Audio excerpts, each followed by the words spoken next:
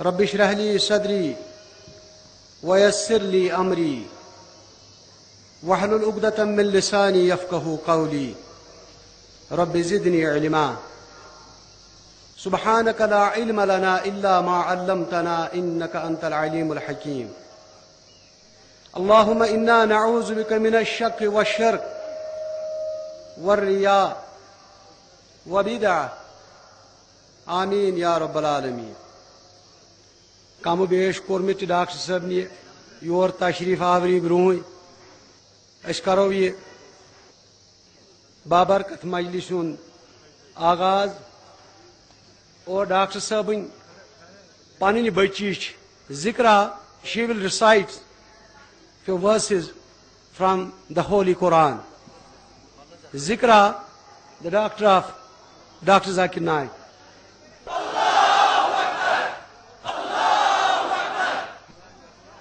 أعوذ بالله من الشيطان الرجيم بسم الله الرحمن الرحيم والفجر وليال عشر والشفع والوتر والليل إذا يسر هل في ذلك قسم لذي حجر ألم تر كيف فعل ربك بعاد إرم ذات العماد التي لم يخلق مثلها في البلاد وثمود الذين جابوا الصخر بالواد وفرعون ذي الأوتاد الذين طغوا في البلاد فأكثروا فيها الفساد وصب عليهم ربك سوط عذاب إن ربك لبالمرصاد فأما الإنسان إذا ما ابتلاه ربه فأكرمه ونعمه فيقول ربي أكرمن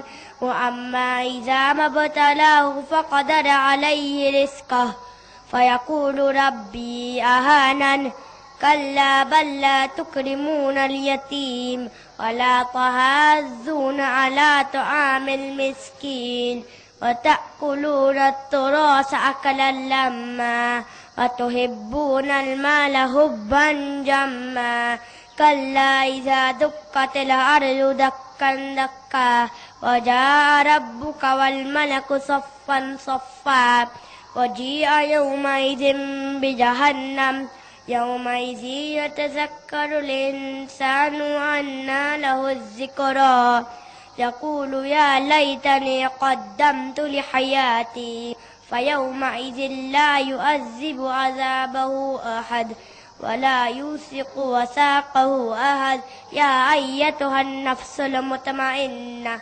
ارجعي إلى ربك راضية مرضية فادخلي في عبادي وادخلي جنتي. یہ بیاکھ نچ بچی ڈاکٹر صاحب تو یہ ون انگریز پاٹن پہ حمد باری تعالی. Muhammad alayhi salam sat quietly in the evening. His companions asked, "O beautiful man, why do you sit here grieving?" My ummah, those who follow me, the future of their faith must be worthy till I cry. My brothers and sisters in Islam, will they be strong and carry on after I die? The Prophet stood silently and prayed.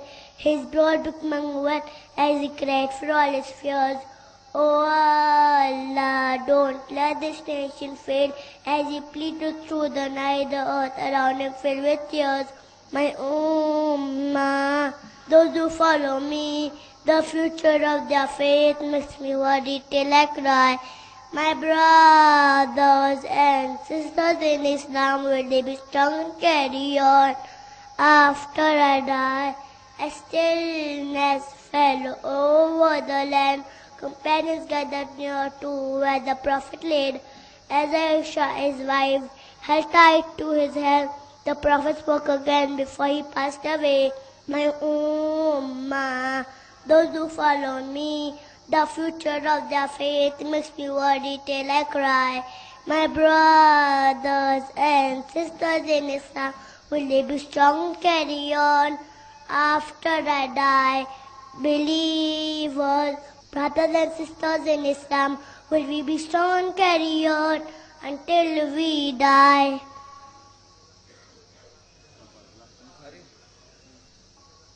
It was Ladka Dr. Zakir Naik Sobun. He is the future Dr. Zakir Naik, inshallah. Alhamdulillah, wassalatu wassalam ala rasulillah wa ala alihi wa sahbihi ajma'in. Amma ba'd, fa'udhu billahi minash shaitanir rajim. Bismillahir rahmanir rahim. Qala rabbi shrah li sadri wa yassir li amri wahlul 'uqdatam min lisani yafqahu qawli. Respected elders and my brothers and sisters, I welcome all of you with the Islamic greetings. Assalamu alaikum wa rahmatullahi wa barakatuh. May the peace, blessing and mercy of Allah subhanahu wa ta'ala be upon all of you. The topic of my short speech is my ambition in life. When I grow up, I want to continue being a good practicing Muslim. Allah says in the glorious Quran, in Surah Nahl, chapter number 16, verse number 125, Udu ila sabili rabbika bil hikmah wal maw'izatil hasana wajadilhum billati hi ahsan. Invite all to the way of thy Lord with wisdom and beautiful preaching, and argue with them in the ways that are best and most gracious. Allah also says in the glorious Quran, in Surah Al-Imran, chapter number 3, verse number 104, let there arise out of you a band of people, calling you all, enjoining what is right and forbidding what is wrong. They are the ones to attain felicity. We have in our community full-time doctors, full-time lawyers, full-time engineers. But in this verse, Allah is asking some people to be full-time da'is. Inshallah, when I grow up, I will be a da'i of Islam. A da'i is a person who conveys the message of Islam, the Deenul Haq, the religion of truth. Inshallah, I will be a mujahid. A mujahid is a person who strives and struggles in the way of Allah subhanahu wa ta'ala. Inshallah, I will be a alim, mufassir and a muhaddis. Inshallah, I will master the language of Arabic to understand the teaching of Islam better. I will memorize, comprehend and understand the word of Allah subhanahu wa ta'ala. Inshallah, I will be a hafiz of the Quran and a qari like Sheikh Sudesh and my beloved teachers. My role model is Prophet Muhammad sallallahu alaihi wasallam.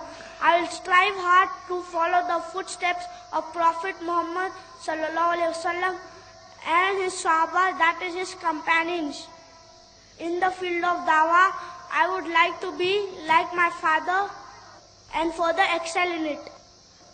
I would like to end my talk with a Quranic verse from Surah Fusilat, chapter number 41, verse number 33.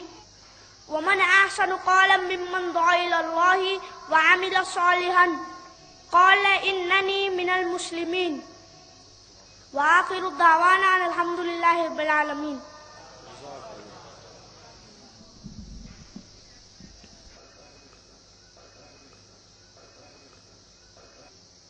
ہزاروں سال نرگس اپنی بے نوری پر روتی ہے، بڑی مشکل سے ہوتا ہے چمن میں دیدور پیدا۔ محترم مکرم عزیز مہمان، ملت اسلامیہ کے ایک عظیم سپوت ڈاکٹر ذاکر نائک صاحب، جن کو سننے کے لیے آپ تمام حضرات صبح سے ہی اس میدان میں جمے ہوئے، میں ان کے اور آپ کے درمیان قطعاً حائل نہ ہوتے ہوئے فوراً گزارش کروں گا اپنے محترم مہمان سے کہ وہ ڈائس پر تشریف لائے اور اپنی تقریر شروع کریں۔ محترم ڈاکٹر ذاکر نائک صاحب۔ الحمدللہ والصلاة والسلام علی رسول اللہ وعلی آلہ وصحبہ اجمعین، اما بعد، اعوذ باللہ من الشیطان الرجیم، بسم اللہ الرحمن الرحیم۔ وَلَقَدْ يَسَّرْنَا الْقُرْآنَ لِلذِّكْرِ फहल मिन मुद्दकिर रब्ब इश्रह ली सदरी वयस्सिर ली अमरी वहलुल उक़दतम मिन लिसानी यफ़क़हू क़ौली। मेरे मोहतरम बुजुर्ग, मेरे अजीज भाइयों, अस्सलामु अलैकुम व रहमतुल्लाहि व बरकातुहू। जैसे कि आप सब लोग जानते होंगे, मैं अक्सर तकरीर सिर्फ अंग्रेजी में करता हूं, क्योंकि मौलाना शौकत अहमद शाह साहब ने मुझसे इसरार किया कि यहां भी तकरीर उर्दू में होनी चाहिए, तो मैं लब्बैक कहा। और ये पहली बार है तारीख के अंदर मेरी पूरी जिंदगी में कि मैंने इतने तकरीर कहीं पे कि मैं आधे डजन से ज्यादा तकरीर कश्मीर में उर्दू में कर चुका हूं। ये पहली बार है, क्योंकि उर्दू जबान पे मुझे महारत नहीं है, मेरी सारी तालीम अंग्रेजी में हुई। तो जो भी गलतियां होंगे उसके लिए माजरत चाहता हूं। आप इंशाअल्लाह गलतियां को नजरअंदाज कीजिए और तकरीर के मौजू पे अगर ज्यादा तवज्जो देंगे तो इंशाअल्लाह शायद कुछ फायदा होगा। आज की इस तकरीर का मौजू है एक सवाल की शक्ल में, क्या कुरान को समझकर पढ़ना जरूरी है? आज की तकरीर का मौजू है, क्या कुरान को समझकर पढ़ना जरूरी है? कुरान मजीद अल्लाह सुब्हानहू व तआला की आखिरी वही अपने आखिरी पैगंबर मोहम्मद सल्लल्लाहु अलैहि वसल्लम पे नाजिल की गई थी। कुरान मजीद सारी दुनिया में सबसे बेहतरीन किताब है, वो सारी इंसानियत के लिए हिदायत है। कुरान मजीद हिकमत का फव्वारा है, हिकमत का झरना है, और जो लोग नहीं मानते उनके लिए चेतावनी है, उनके लिए सख्ती है, और जो लोग भटके हैं उनको सीधी राह दिखाती है कुरान मजीद। ये कुरान शरीफ एक अश्योरेंस है, जो लोग को डाउट है उनके लिए अश्योरेंस है,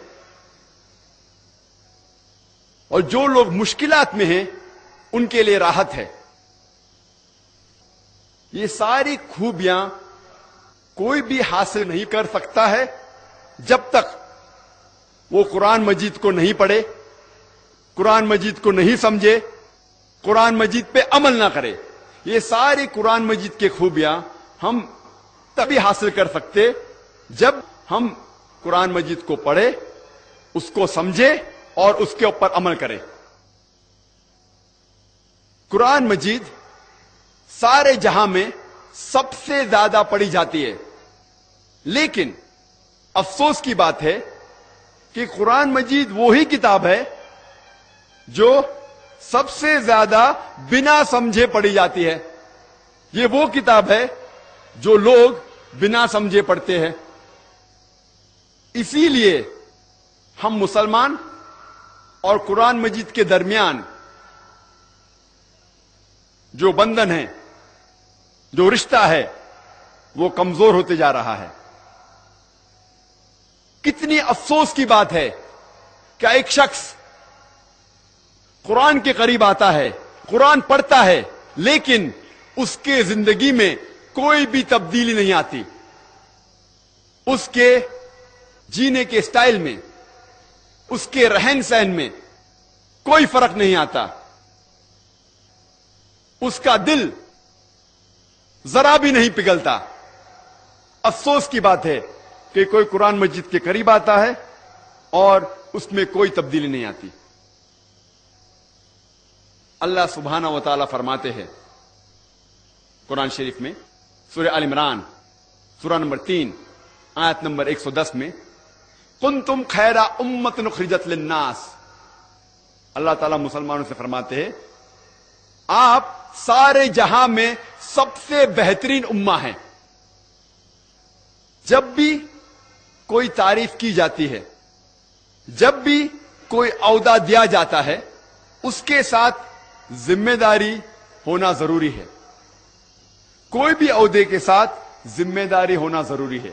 جب اللہ سبحانہ و تعالیٰ اس آیت میں فرماتے ہیں، ہم مسلمان سے کہتے ہیں کہ ہم خیر امہ ہیں، سارے جہاں میں سب سے بہترین امہ ہیں، ہمارے اوپر کوئی ذمہ داری نہیں ہے. اسی آیت میں اللہ سبحانہ و تعالیٰ ذمہ داری بھی کہتے. اللہ تعالیٰ فرماتے تأمرون بالمعروف وتنہون عن المنکر وتؤمنون باللہ، کیونکہ ہم لوگوں کو اچھائی کی طرف بلاتے ہیں اور برائی سے روکتے ہیں. اگر ہم لوگوں کو اچھائی کی طرف بلانا چاہتے ہیں اور برائی سے روکنا چاہتے ہیں تو ہمیں ضروری ہے کہ ہم قرآن مجید سمجھ کے پڑھیں. اگر ہم قرآن سمجھ کر نہیں پڑھیں گے تو لوگوں کو اچھائی کی طرف کیسے بلائیں گے اور برائی کی طرف کیسے روکیں گے؟ اور اگر ہم قرآن مجید سمجھ کر نہیں پڑھے اور لوگوں کو اچھائی کی طرف نہیں بلائے اور برائی سے نہیں روکے تو ہم خیرہ امہ کہلانے کے لائق نہیں ہیں، ہم مسلمان کہلانے کے لائق نہیں ہیں. یہ لفظ قرآن عربی لفظ قرأ یا اقرا سے آتا ہے، جس کے معنی ہے کہ پڑھو. آؤ ہم آج جانچے کہ کیوں مسلمان قرآن مجید سمجھ کر نہیں پڑھتے. آؤ ہم سمجھے کہ ہم مسلمان کیوں بہانے بناتے ہیں قرآن مجید کو سمجھ کر نہیں پڑھنے کے. سب سے پہلا جو بہانہ ہے وہ ہے کہ ہم عربی زبان نہیں جانتے. یہ حقیقت ہے کہ ساری دنیا میں 20% سے زیادہ مسلمان ہیں. سارے دنیا میں 125 کروڑ سے زیادہ مسلمان ہیں، لیکن لگ بھگ صرف 15% مسلمان عرب ہیں جن کی مادری زبان عربی ہے. اور عرب مسلمان کے علاوہ چند مسلمان عربی زبان جانتے ہیں. اس کے معنی 80% سے زیادہ مسلمان عربی زبان نہیں سمجھتے. جب بھی کوئی بچہ پیدا ہوتا ہے، ماں کے پیٹ کے باہر نکلتا ہے، ماں کے پیٹ میں سے نکلتا ہے، وہ کوئی بھی زبان نہیں جانتا. وہ سب سے پہلے اپنی مادری زبان، اپنی ماں کی زبان سیکھتا ہے تاکہ وہ گھر والوں سے گفتگو کر سکے. اس کے بعد وہ محلے کی زبان سیکھتا ہے تاکہ وہ محلے والے سے گفتگو کر سکے. پھر جب وہ تعلیم حاصل کرتا ہے اسکول میں یا کالج میں، جس زبان میں تعلیم حاصل کرتا ہے اس زبان کو سیکھتا ہے. ہر انسان کم از کم 2 یا 3 زبان سمجھ سکتا ہے. کچھ انسان 4، کچھ انسان 5 زبان سمجھ سکتے ہیں. کچھ لنگوسٹ ہیں، کئی زبان بول سکتے ہیں اور سمجھ سکتے ہیں. لیکن عام انسان کم از کم 2 یا 3 زبان سمجھ سکتا ہے اور جانتا ہے. کیا ہمیں ضروری نہیں کہ ہم وہ زبان سمجھے اللہ سبحانہ و تعالیٰ نے جس زبان میں آخری پیغام انسانیت کے لیے پیش کیے؟ کیا ہمیں ضروری نہیں کہ ہم عربی زبان جانیں؟ اور عمر کبھی بھی کوئی بھی اچھے کام کے لیے رکاوٹ نہیں ہے. میں آپ کو مثال پیش کرنا چاہتا ہوں ڈاکٹر موریس بکیل کی. ڈاکٹر موریس بکیل ایک کرسچن تھے، عیسائی تھے. انہیں فرینچ اکیڈمی ایوارڈ ملا تھا ان دا فیلڈ آف میڈیسن، اور انہیں چنا گیا تھا کہ فرعون کی لاش جو بچ گئی تھی اور جو لوگ نے ڈھونڈا 19ویں صدی میں، اسے میوزیم میں رکھا گیا تھا ایجپٹ کے. تو ڈاکٹر موریس بکیل کو چنا گیا تھا اس لاش کے اوپر تحقیق کرنے کو. اور موریس بکیل کیونکہ کرسچن تھے، عیسائی تھے، وہ جانتے تھے کہ بائبل میں لکھا ہوا تھا کہ فرعون جب موسیٰ علیہ السلام کا پیچھا کر رہا تھا وہ فرعون دریا میں ڈوب جاتا ہے، یہ انہیں پتا تھا. لیکن جب ڈاکٹر مورس بکیل عرب ممالک کا دورہ کر رہے تھے، وہاں ایک عرب نے کہا کہ کچھ نئی بات نہیں کہ آپ نے فرعون کی لاش کو ڈھونڈ نکالا، کیونکہ اللہ سبحانہ و تعالی فرماتے ہیں سورہ یونس میں، سورہ نمبر 10 آیت نمبر 92 میں، اللہ سبحانہ و تعالی فرماتے کہ ہم فرعون کی لاش کو حفاظت سے رکھیں گے، محفوظ رکھیں گے، تاکہ ساری دنیا کے لیے وہ ایک نشانی بنے. اور ڈاکٹر مورس بکیل حیران ہوئے کہ یہ کتاب جو 1400 سال پرانی ہے اس میں کیسے لکھا گیا ہے کہ فرعون کی لاش کو حفاظت سے رکھا جائے گا. اسی لیے ڈاکٹر مورس بکیل نے قرآن مجید کا ترجمہ پڑھا،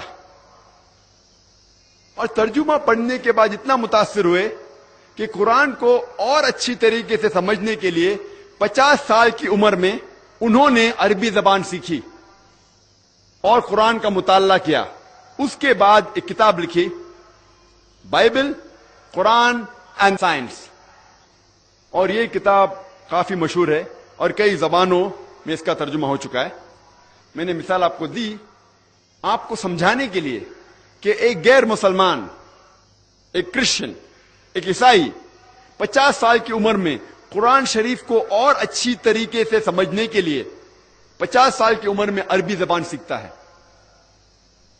میں جانتا ہوں کہ ہم سب ڈاکٹر مورس بکیل کی طرح جذبہ نہیں رکھتے ہوں گے، لیکن اگر ہم عربی زبان نہیں جانتے تو کم از کم قرآن مجید کا ترجمہ تو پڑھ سکتے ہیں. مولانا عبد المجید دریابادی فرماتے ہیں کہ ساری دنیا میں سب سے مشکل کتاب جس کا ترجمہ ہو سکتا ہے وہ ہے قرآن مجید. قرآن مجید ساری دنیا میں سب سے مشکل کتاب ہے جس کا ترجمہ ہو سکتا ہے، کیونکہ قرآن مجید کی زبان اللہ سبحانہ و تعالیٰ کی طرف سے ہے اور ایک بہترین زبان ہے، ایک معجزہ ہے. قرآن مجید کی ایک ہی آیت ایک انٹلیکچوئل، ایک ذہین آدمی کو متاثر کرتی ہے، اور وہی آیت ایک عام آدمی کو متاثر کرتی ہے. یہ خوبی ہے قرآن مجید کی. اور کئی عربی الفاظ اس کے 50 سے زیادہ معنی ہوتے. ایک قرآن مجید کی آیت کے کئی معنی ہوتے. اسی لیے یہ اللہ سبحانہ و تعالیٰ کی آخری کتاب سب سے کٹھن کتاب ہے، سب سے مشکل کتاب ہے جس کا ترجمہ ہو سکتا ہے.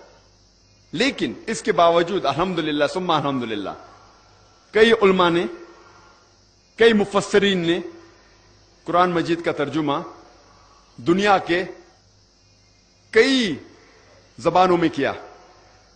جتنے میجر لینگویجز ہے، جتنے سب سے زیادہ بولی جانے والی دنیا کے زبانیں ہیں، اس کے اندر الحمدللہ ثم الحمدللہ قرآن مجید کا ترجمہ ہو چکا ہے. اگر ہم عربی زبان نہیں جانتے، ہمارا فرض ہے کہ کم از کم ہم قرآن مجید کا ترجمہ پڑھیں، اس زبان میں پڑھے جس زبان پہ آپ کو مہارت ہے.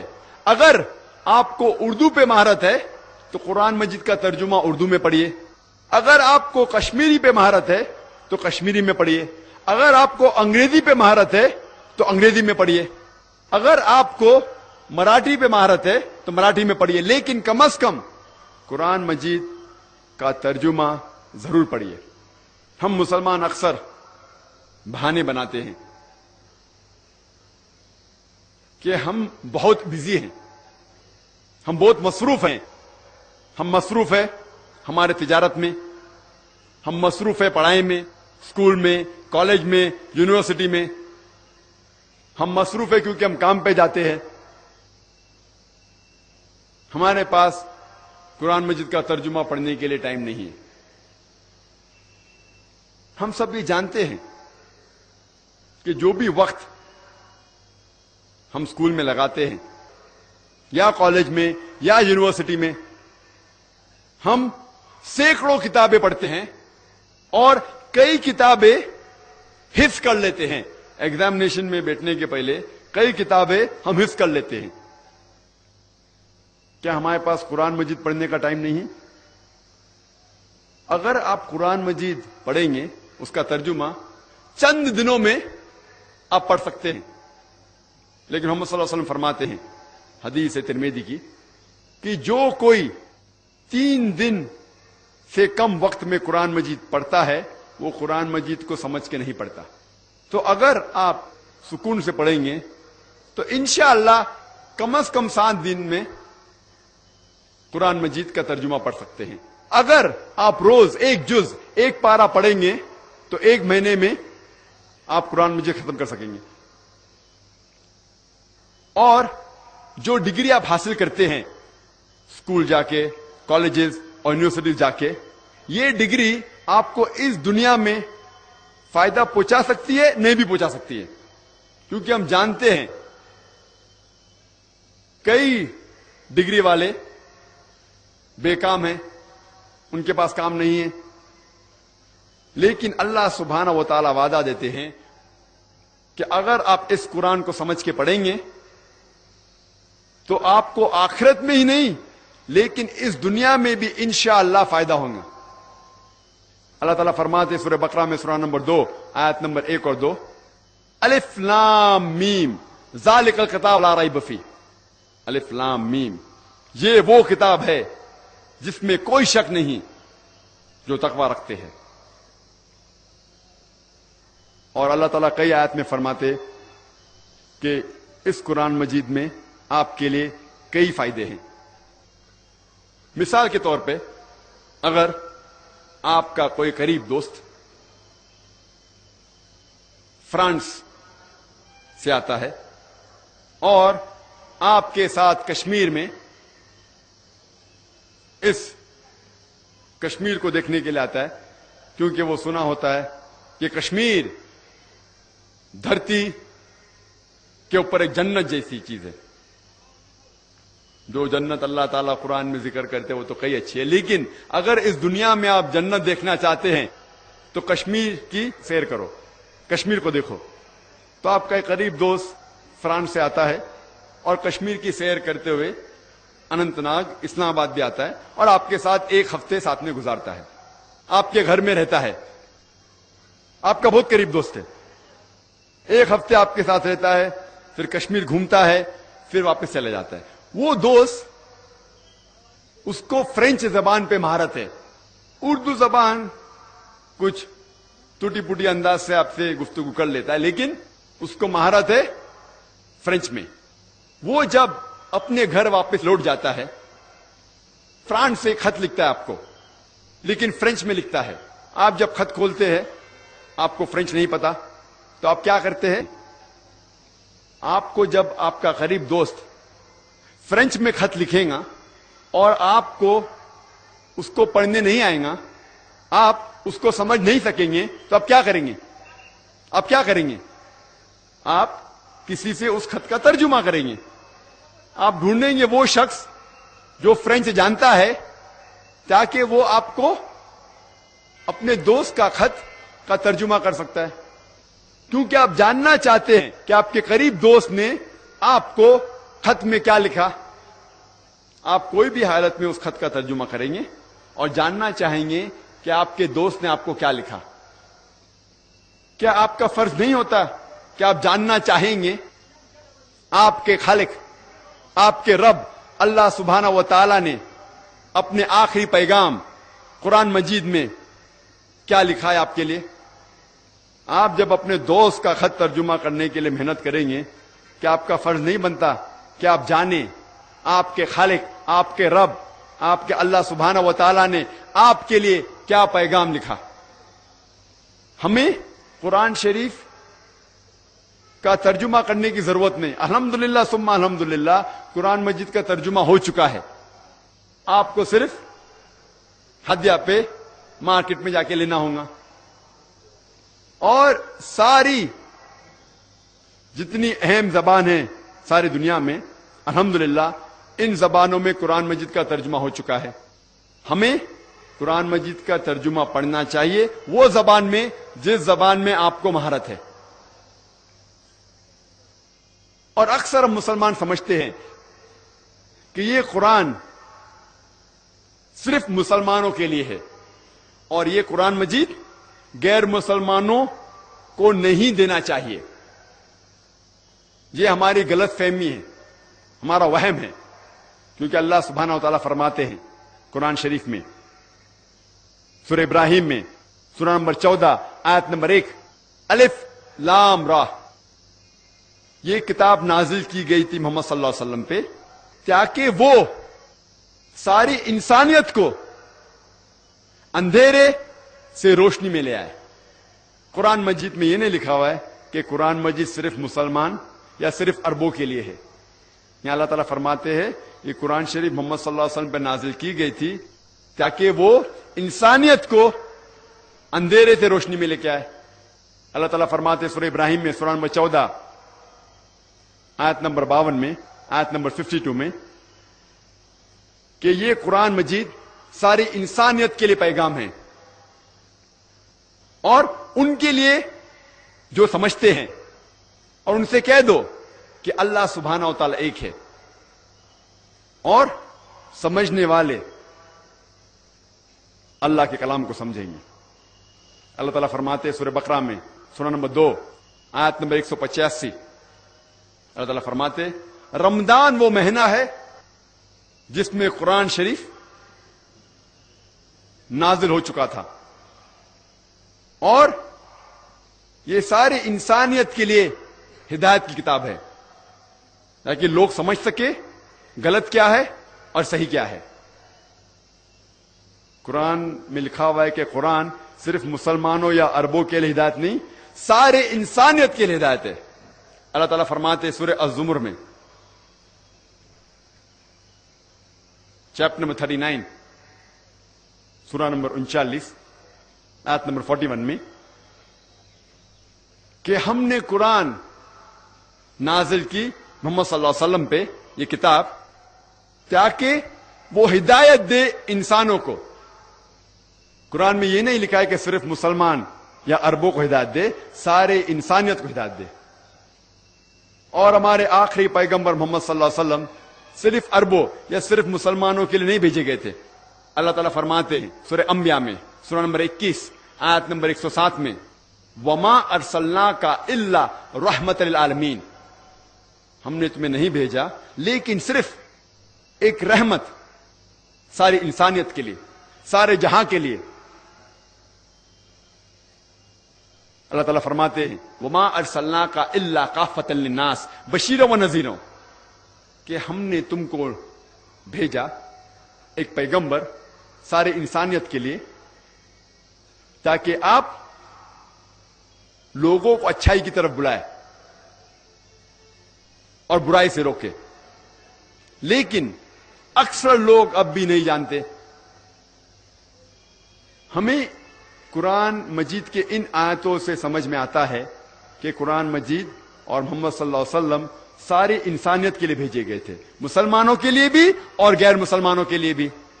لیکن ہم مسلمان لوگ قرآن مجید کو سمجھ کے تو پڑھتے نہیں, لیکن اتنی حفاظت کرتے اس کی کہ دوسروں کو بھی پڑھنے نہیں دیتے.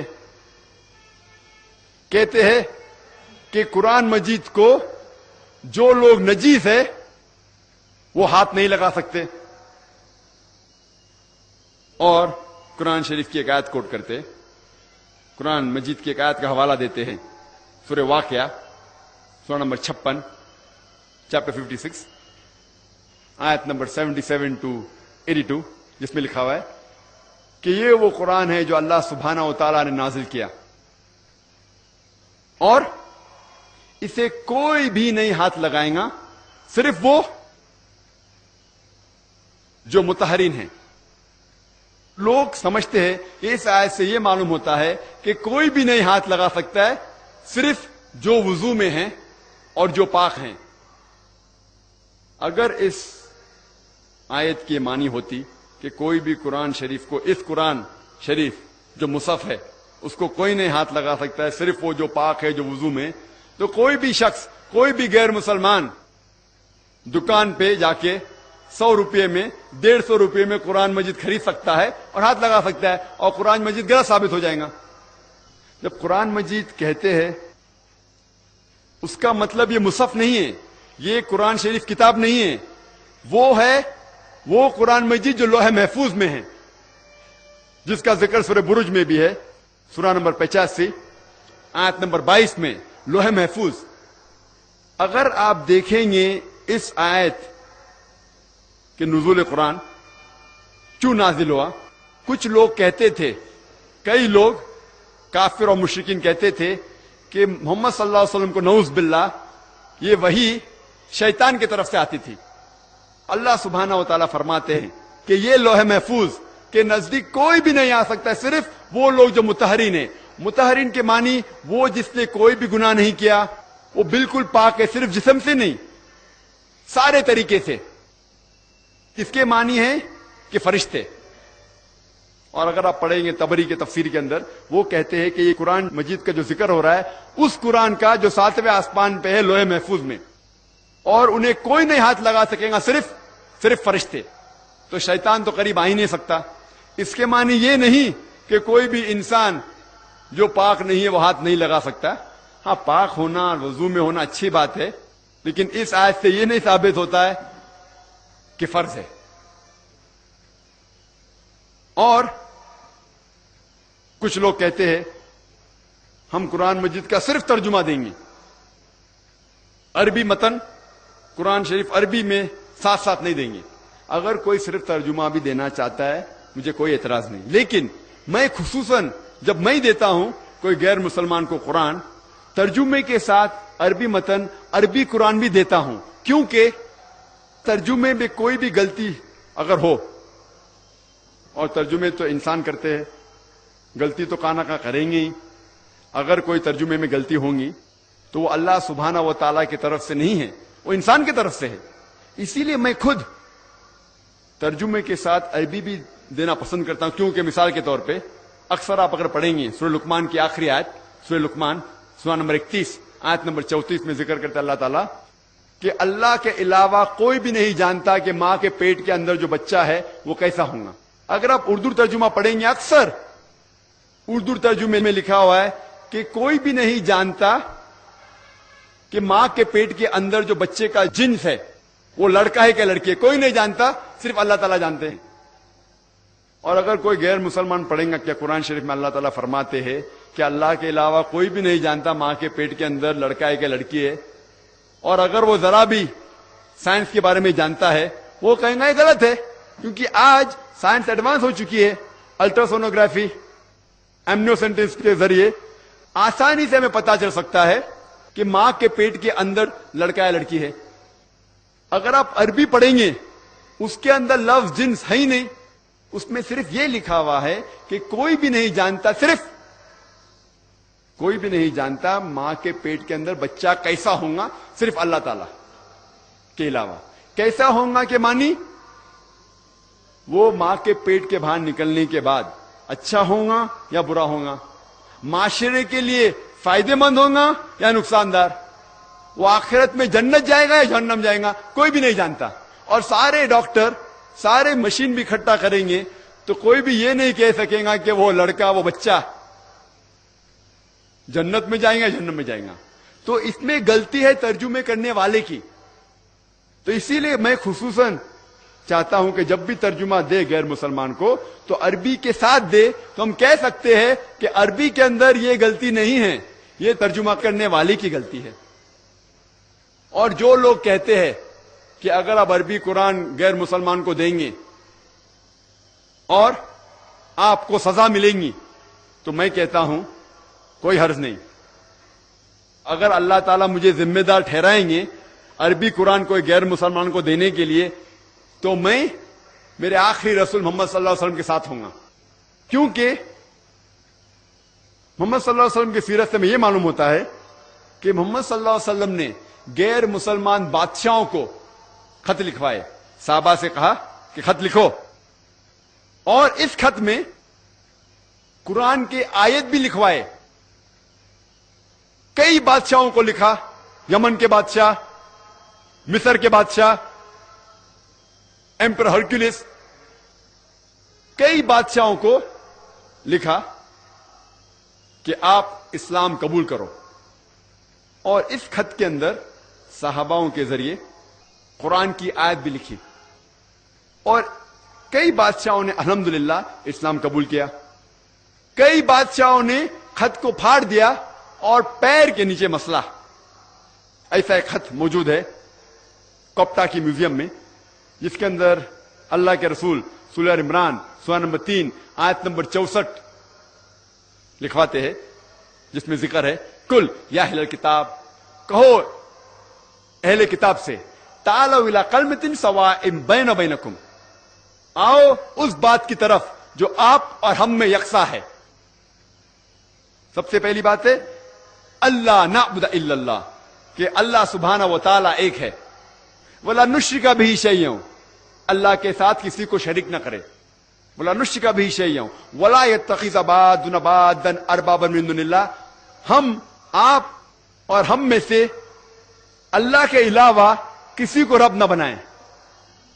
فَإِن تَوَلَّوْا فَقُولُوا اشْهَدُوا بِأَنَّا مُسْلِمُونَ, اگر وہ پھر بھی نہیں مانے تو آپ شہادت دو کہ ہم مسلم ہیں. یہ قرآن مجید کی آیت سورہ عمران سورہ نمبر 3 آیت نمبر 64 میں ہمیں ایک طریقہ دکھاتا ہے کس طریقے سے غیر مسلمانوں سے گفتگو کرنا چاہیے, بات چیت کرنا چاہیے, کس طریقے سے دعوت دینا چاہیے. اگر اللہ سبحانہ و تعالیٰ مجھے ذمہ دار ٹھہرائیں گے تو میں محمد صلی اللہ علیہ وسلم کے ساتھ ہوں گا. اور میں آپ سے ایک سوال پوچھنا چاہتا ہوں. آج دنیا میں لگ بھگ 1.5 کروڑ عرب ہیں جو کرسچن ہیں, کاپٹک کرسچن ہیں.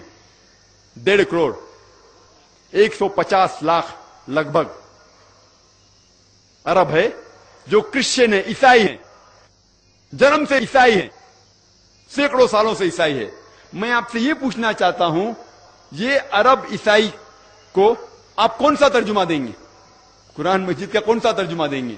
عربی زبان تو ان کی مادری زبان ہے, آپ قرآن مجید کا پھر سے عربی میں ترجمہ کریں گے. آپ اصل نسخہ دیں گے, قرآن مجید کا اصل نسخہ دیں گے عربی میں. اسی لیے میں کہتا ہوں کہ ہمارا فرض ہے کہ ہم قرآن مجید پڑھے, سمجھے, عمل کرے اور باقی لوگوں کو قرآن کا پیغام پھیلائے. اکثر کئی مسلمان کہتے ہیں یہ قرآن مجید صرف عالم لوگ, صرف عالم علماء قرآن شریف کو سمجھ کے پڑھنا چاہیے. یہ قرآن مجید ایسی کٹن کتاب ہے, ایسی مشکل کتاب ہے کہ صرف عالم لوگ سمجھ سکتے ہیں, عام آدمی اسے نہیں سمجھ سکتا. کئی مسلمان کہتے ہیں کہ قرآن مجید کو سمجھنے کا کام صرف علماء کا ہے, صرف عالموں کا ہے, عام آدمی نہیں سمجھ سکتا. میں نے تقریر ایک قرآن مجید کی آیت سے کی جو کم از کم ایک ہی سورے میں اللہ سبحانہ و تعالی 4 دفعہ دہراتے ہیں. اللہ تعالیٰ فرماتے سورہ قمر میں سورہ نمبر 54, سورہ نمبر 54, اللہ تعالیٰ فرماتے آیت نمبر 17 میں, آیت نمبر 22 میں, آیت نمبر 32 میں اور آیت نمبر 40 میں وَلَقَدْ يَسَّرْنَا الْقُرْآنَ لِلذِّكْرِ فَهَلْ مِن مُدَّكِرٍ, ہم نے قرآن آپ کے لیے آسان بنایا, آپ سمجھ سکے اسے, آپ اسے یاد رکھ سکے. وَلَقَدْ يَسَّرْنَا الْقُرْآنَ لِلذِّكْرِ فَهَلْ مِن مُدَّكِرٍ, ہم نے یہ قرآن مجید آپ کو سمجھنے کے لیے آسان بنایا. آپ میں سے کون شخص اس کی بات نہیں مانیں گے؟ جب اللہ سبحانہ و تعالی کئی آیتوں میں فرماتے ہیں کہ ہم نے قرآن آپ کو سمجھنے کے لیے آسان بنایا, آپ اللہ تعالیٰ کی بات مانیں گے یا وہ مسلمان کی جو کہتے صرف علماء کے لیے ہے؟ اور اللہ سبحانہ و تعالیٰ کئی آیت میں فرماتے سورہ بقرہ میں بھی لعلکم تعقلون, پھر آپ نہیں سمجھوگے. یعنی اللہ تعالیٰ چاہتا ہے کہ آپ قرآن مجید سمجھ کے پڑھو، لیکن اللہ سبحانہ و تعالیٰ اس کے ساتھ میں یہ بھی فرماتے ہیں سورہ نحل میں سورہ نمبر 16 آیت نمبر 43 میں، اور سورہ انبیاء سورہ نمبر 21 آیت نمبر 7 میں اللہ تعالیٰ فرماتے فَاسْأَلُوا أَهْلَ الذِّكْرِ إِن كُنتُمْ لَا تَعْلَمُونَ. اگر آپ نہیں کچھ چیز کو سمجھتے ہیں تو ان سے پوچھئے جس کے پاس علم ہے. اگر آپ قرآن مجید کا ترجمہ پڑھ رہے ہیں اور چند آیت آپ کو نہیں سمجھ میں آتی تو اللہ تعالیٰ فرماتے ہیں فَاسْأَلُوا أَهْلَ الذِّكْرِ إِن كُنتُمْ لَا تَعْلَمُونَ. اگر آپ کو نہیں سمجھ میں آتا ہے تو ان سے پوچھئے جن کے پاس علم ہے. اگر آپ قرآن مجید کی آیت پڑھتے ہیں جس کے اندر سائنس کا ذکر ہے، آپ کس سے پوچھیں گے؟ آپ اگر قرآن مجید کی آیت پڑھتے ہیں جس میں ذکر ہے سائنس کے بارے میں، آپ کس سے پوچھیں گے؟ حجام سے پوچھیں گے؟ موچی سے پوچھیں گے؟ آپ پوچھیں گے سائنٹسٹ سے، کیونکہ سائنٹسٹ سائنس کے میدان میں عالم ہے. اگر قرآن مجید کوئی بیماری کے بارے میں ذکر کر رہا ہے تو آپ کس سے پوچھیں گے؟ آپ ڈاکٹر سے پوچھیں گے، کیونکہ ڈاکٹر میڈیسن کے فیلڈ میں بیماری کے میدان میں ماہر ہے. اگر آپ جاننا چاہتے نزول قرآن یہ آیت کب نازل ہوئی تو آپ پوچھیں گے اس عالم سے جو دارالعلوم میں 7 سال یا 14 سال پڑھا ہوا ہے. تو قرآن شریف میں یہ ذکر آتا ہے کہ ان سے پوچھئے جو اس میدان کا عالم ہے. اگر آپ قرآن شریف پڑھتے ہیں آپ کچھ سمجھ میں نہیں آتا ہے تو ان سے پوچھئے جس کے پاس اس کے بارے میں علم ہے. میں آپ کو ایک مثال دینا چاہتا ہوں. کچھ 20 سال پہلے کچھ عرب تھے جو قرآن مجید میں جتنی بھی آیت ہے جو ایمبریولوجی کے بارے میں ذکر کر رہی ہے. ایمبریولوجی کا مطلب کہ ماں کے پیٹ کے اندر کیسا بچہ بڑا ہوتا ہے اسے کہتے ہیں انگریزی میں ایمبریولوجی.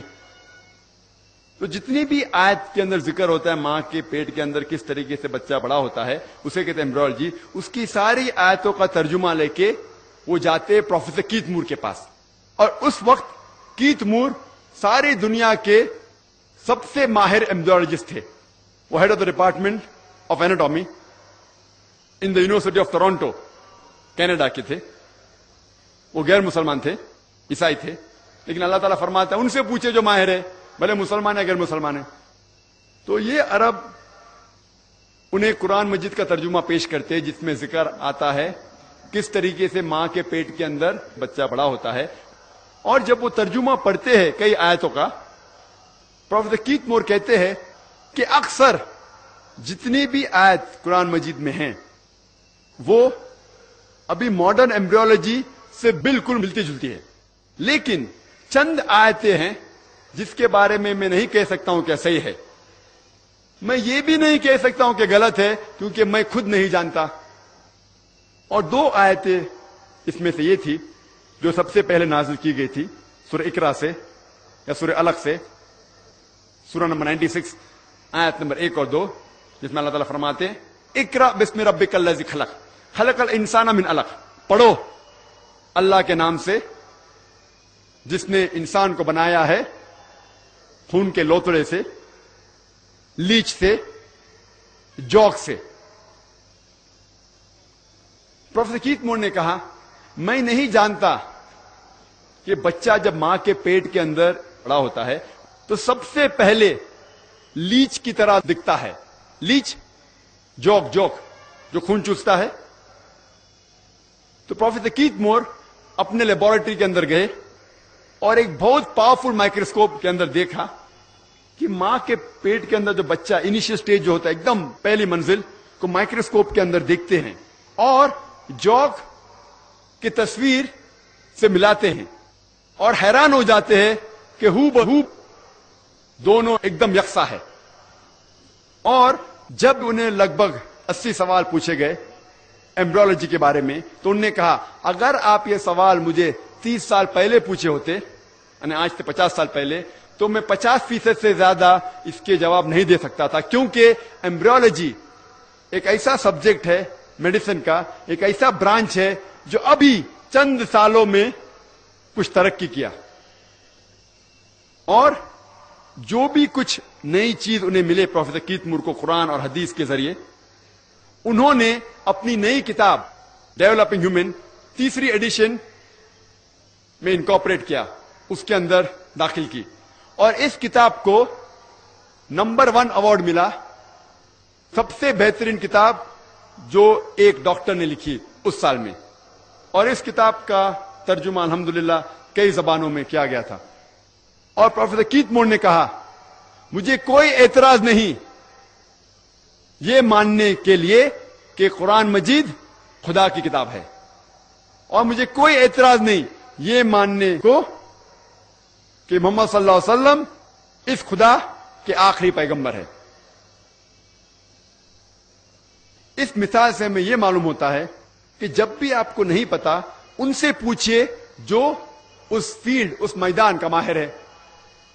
जब भी आप कोई मशीनरी खरीदते हैं तो उसके साथ आता है इंस्ट्रक्शन मैन्युअल, किस तरीके से मशीन को इस्तेमाल करना चाहिए। जब हम टेप रिकॉर्डर खरीदते हैं, हम वीडियो कैसेट रिकॉर्डर खरीदते हैं, हम कंप्यूटर खरीदते हैं, उसके साथ आता है इंस्ट्रक्शन मैन्युअल, किस तरीके से मशीन को इस्तेमाल किया जाना चाहिए। मिसाल के तौर पर अगर वीसीआर खरीदते तो उसमें लिखा रहता है कि वीडियो कैसेट प्ले करने के लिए कैसेट डालो और प्ले का बटन दबाओ, रोकने के लिए स्टॉप का बटन दबाओ, फास्ट फॉरवर्ड के लिए एफ बटन दबाओ। एक इंस्ट्रक्शन मैन्युअल साथ में आती है। अगर आप मुझे इजाजत देंगे कि इंसान को मशीन कहने के लिए हमें यह मानना पड़ेगा कि सबसे कठिन, सबसे मुश्किल मशीन इंसान है, सबसे पेचीदा मशीन इंसान है, क्या इस मशीन के लिए कोई इंस्ट्रक्शन मैन्युअल की जरूरत नहीं, कोई किताब की जरूरत नहीं? इस मशीन की किताब है अल्लाह का आखिरी कलाम कुरान मजीद। इस कुरान मजीद में लिखा हुआ है किस तरीके से इस मशीन की हिफाजत करना चाहिए, किस तरीके से इस मशीन को चलाना चाहिए, इस मशीन के लिए क्या क्या फायदे हैं। हर मशीन के साथ एक किताब आती है। इस मशीन इंसान की किताब है अल्लाह का आखिरी कलाम कुरान। और जब भी आप कोई मशीन खरीदते हैं, अगर आप जापानीज मशीन खरीदते हैं और जापानीज कैटलॉग आएगा, आप पढ़ नहीं सकते, आप क्या करते, आप बोलते दुकान वाले से हमें हिंदी कैटलॉग दीजिए, उर्दू कैटलॉग दीजिए तो क्या हम समझ सके। भले मैं जापानीज मशीन इस्तेमाल करता हूं, लेकिन मैं अंग्रेजी कैटलॉग लेता हूं साथ में, क्योंकि मैं जापानीज नहीं समझता हूं। तो अगर आप अरबी कुरान मजीद नहीं समझ सकते तो कम से कम इस कुरान मजीद का तर्जुमा पढ़ो और समझो, और इस मशीन को सही तरीके से इस्तेमाल करो। मैं एक मिसाल पेश करना चाहता हूं आपसे, एक चुटकुला, एक लतीफा। जब मोटर कार हिंदुस्तान में सबसे पहली बार आई थी तो लोगों को मोटर गाड़ी चलाने नहीं आता था, तो कंपनी क्या करती थी, मोटर गाड़ी के साथ ड्राइवर भी देती थी। लोग को गाड़ी चलाने नहीं आता है, खरीद के क्या करेंगी, तो कंपनी मोटर गाड़ी के साथ ड्राइवर भी देती थी। तो एक हैदराबाद के नवाब, बहुत अमीर, एक बार एक मोटर गाड़ी खरीदते हैं, तो उसके साथ में कंपनी उनको ड्राइवर भी देती है। तो एक सुबह नवाब साहब उठते हैं और ड्राइवर से कहते हैं, ड्राइवर मोटर गाड़ी तैयार करो, मुझे मेरी बेगम साहिबा को शॉपिंग के लिए लेके जाने का, शॉपिंग के लिए। तो ड्राइवर कहता है, नवाब साहब गाड़ी खराब हो गई। नवाब साहब तेज में आके कहते, गाड़ी कोई भी हालत में फौरन तैयार करो, मुझे मेरी बेगम साहिबा को शॉपिंग के लिए लेके जाने का है। तो ड्राइवर नवाब साहब से कहता है कि गाड़ी को सही करने के लिए मुझे जरूरत है 10 किलो घी की, असल घी, 20 किलो शहद, 30 लीटर दूध और 40 किलो चावल, वो भी बासमती चावल। तो नवाब साहब 10 किलो असल घी देते हैं, 20 किलो शहद देते हैं, 30 लीटर दूध देते हैं और 40 किलो चावल, बासमती चावल देते हैं। वो ड्राइवर सब चीज लेता है, अपनी बेगम साहिबा को दे देता है और 15 मिनट में गाड़ी फिर से अच्छी हो जाती है।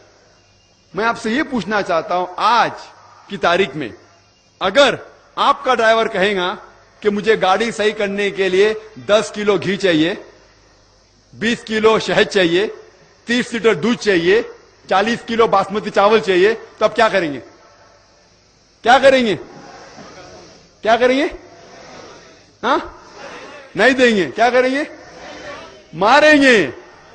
کوئی کہتا ہے نہیں دیں گے, کوئی کیا پیٹیں گے, کوئی کیا لات مار کے بھگا دیں گے. کیوں؟ بھلے ہم گاڑی ریپیئر کرنا نہیں جانتے, لیکن کم از کم اتنا تو جانتے کہ گاڑی دودھ سے نہیں چلتی, چاول سے نہیں چلتی, گاڑی شہد سے نہیں چلتی.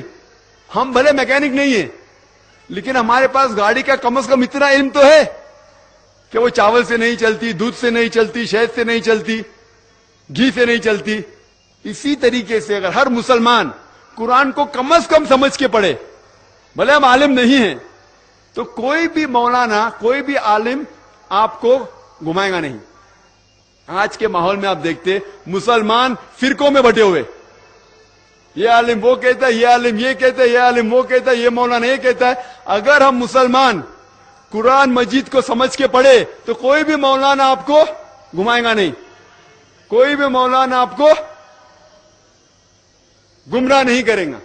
یہ آج مسلمانوں کی حالت جو ہے, سب جگہ مسلمان پیٹے جا رہے کیونکہ ہم قرآن مجید سمجھ کے نہیں پڑھتے.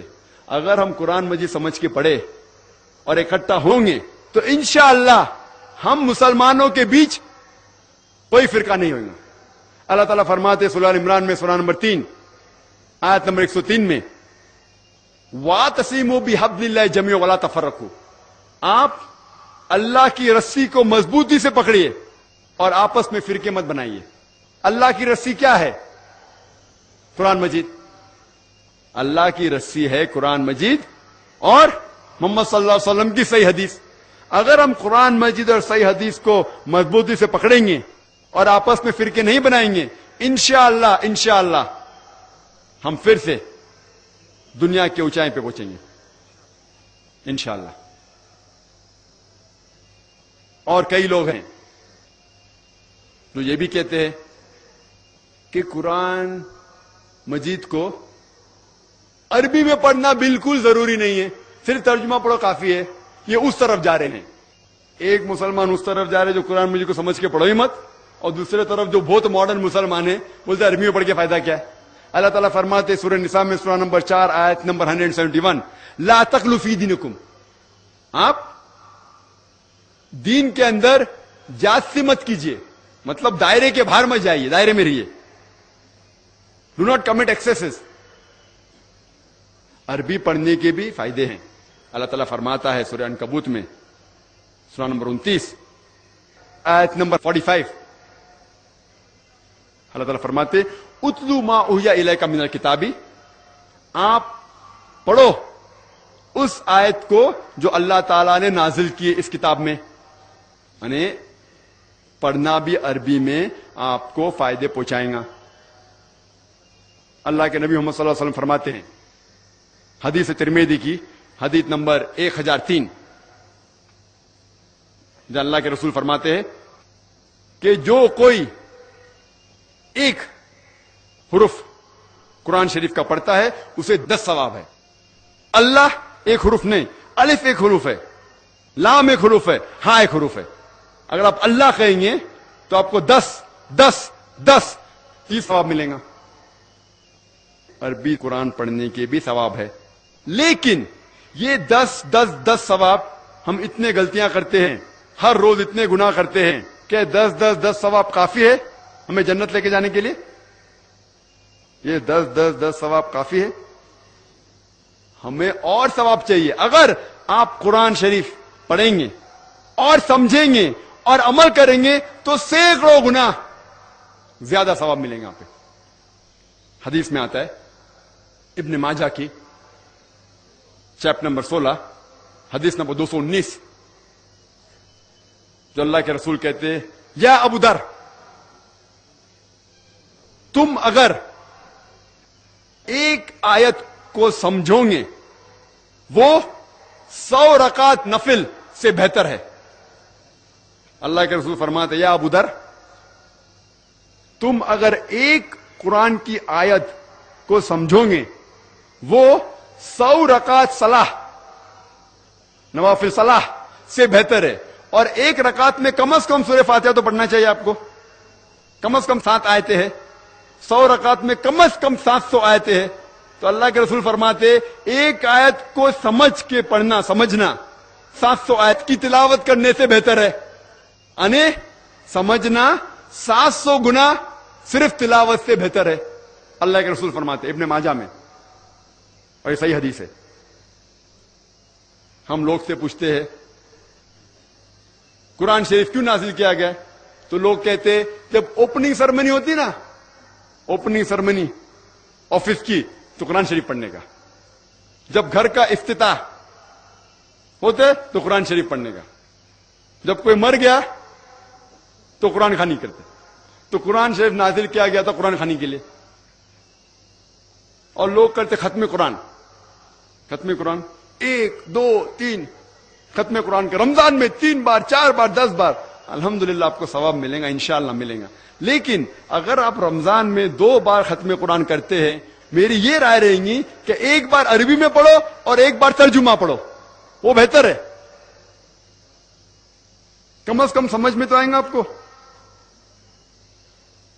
और अगर आप चाहते हैं कि ओपनिंग सेरेमनी में कुरान खानी हो या इफ्तिदा हो घर का तो कुरान खानी हो, कोई मर जाता कुरान खानी, मैं कोई कुरान की आयत में सही हदीस में नहीं जानता हूं कि मोहम्मद सल्लल्लाहु अलैहि वसल्लम या साहबा कोई मर जाता तो कुरान पढ़ते थे या कोई इफ्तिदा के लिए कुरान पढ़ते थे। अगर आपको कुरान पढ़ने का ही है तो मैं ये कहता हूं कि आप कुरान अगर पढ़ते हैं 100 माइल की स्पीड के ऊपर, 30 लोग को बुलाते और 1 घंटे में खत्म करते, तो मैं कहता हूं कि 2 घंटे के लिए बुलाओ, अरबी भी पढ़ो तर्जुमा भी पढ़ो, नहीं तो 30 के बदले 60 लोग को बुलाओ।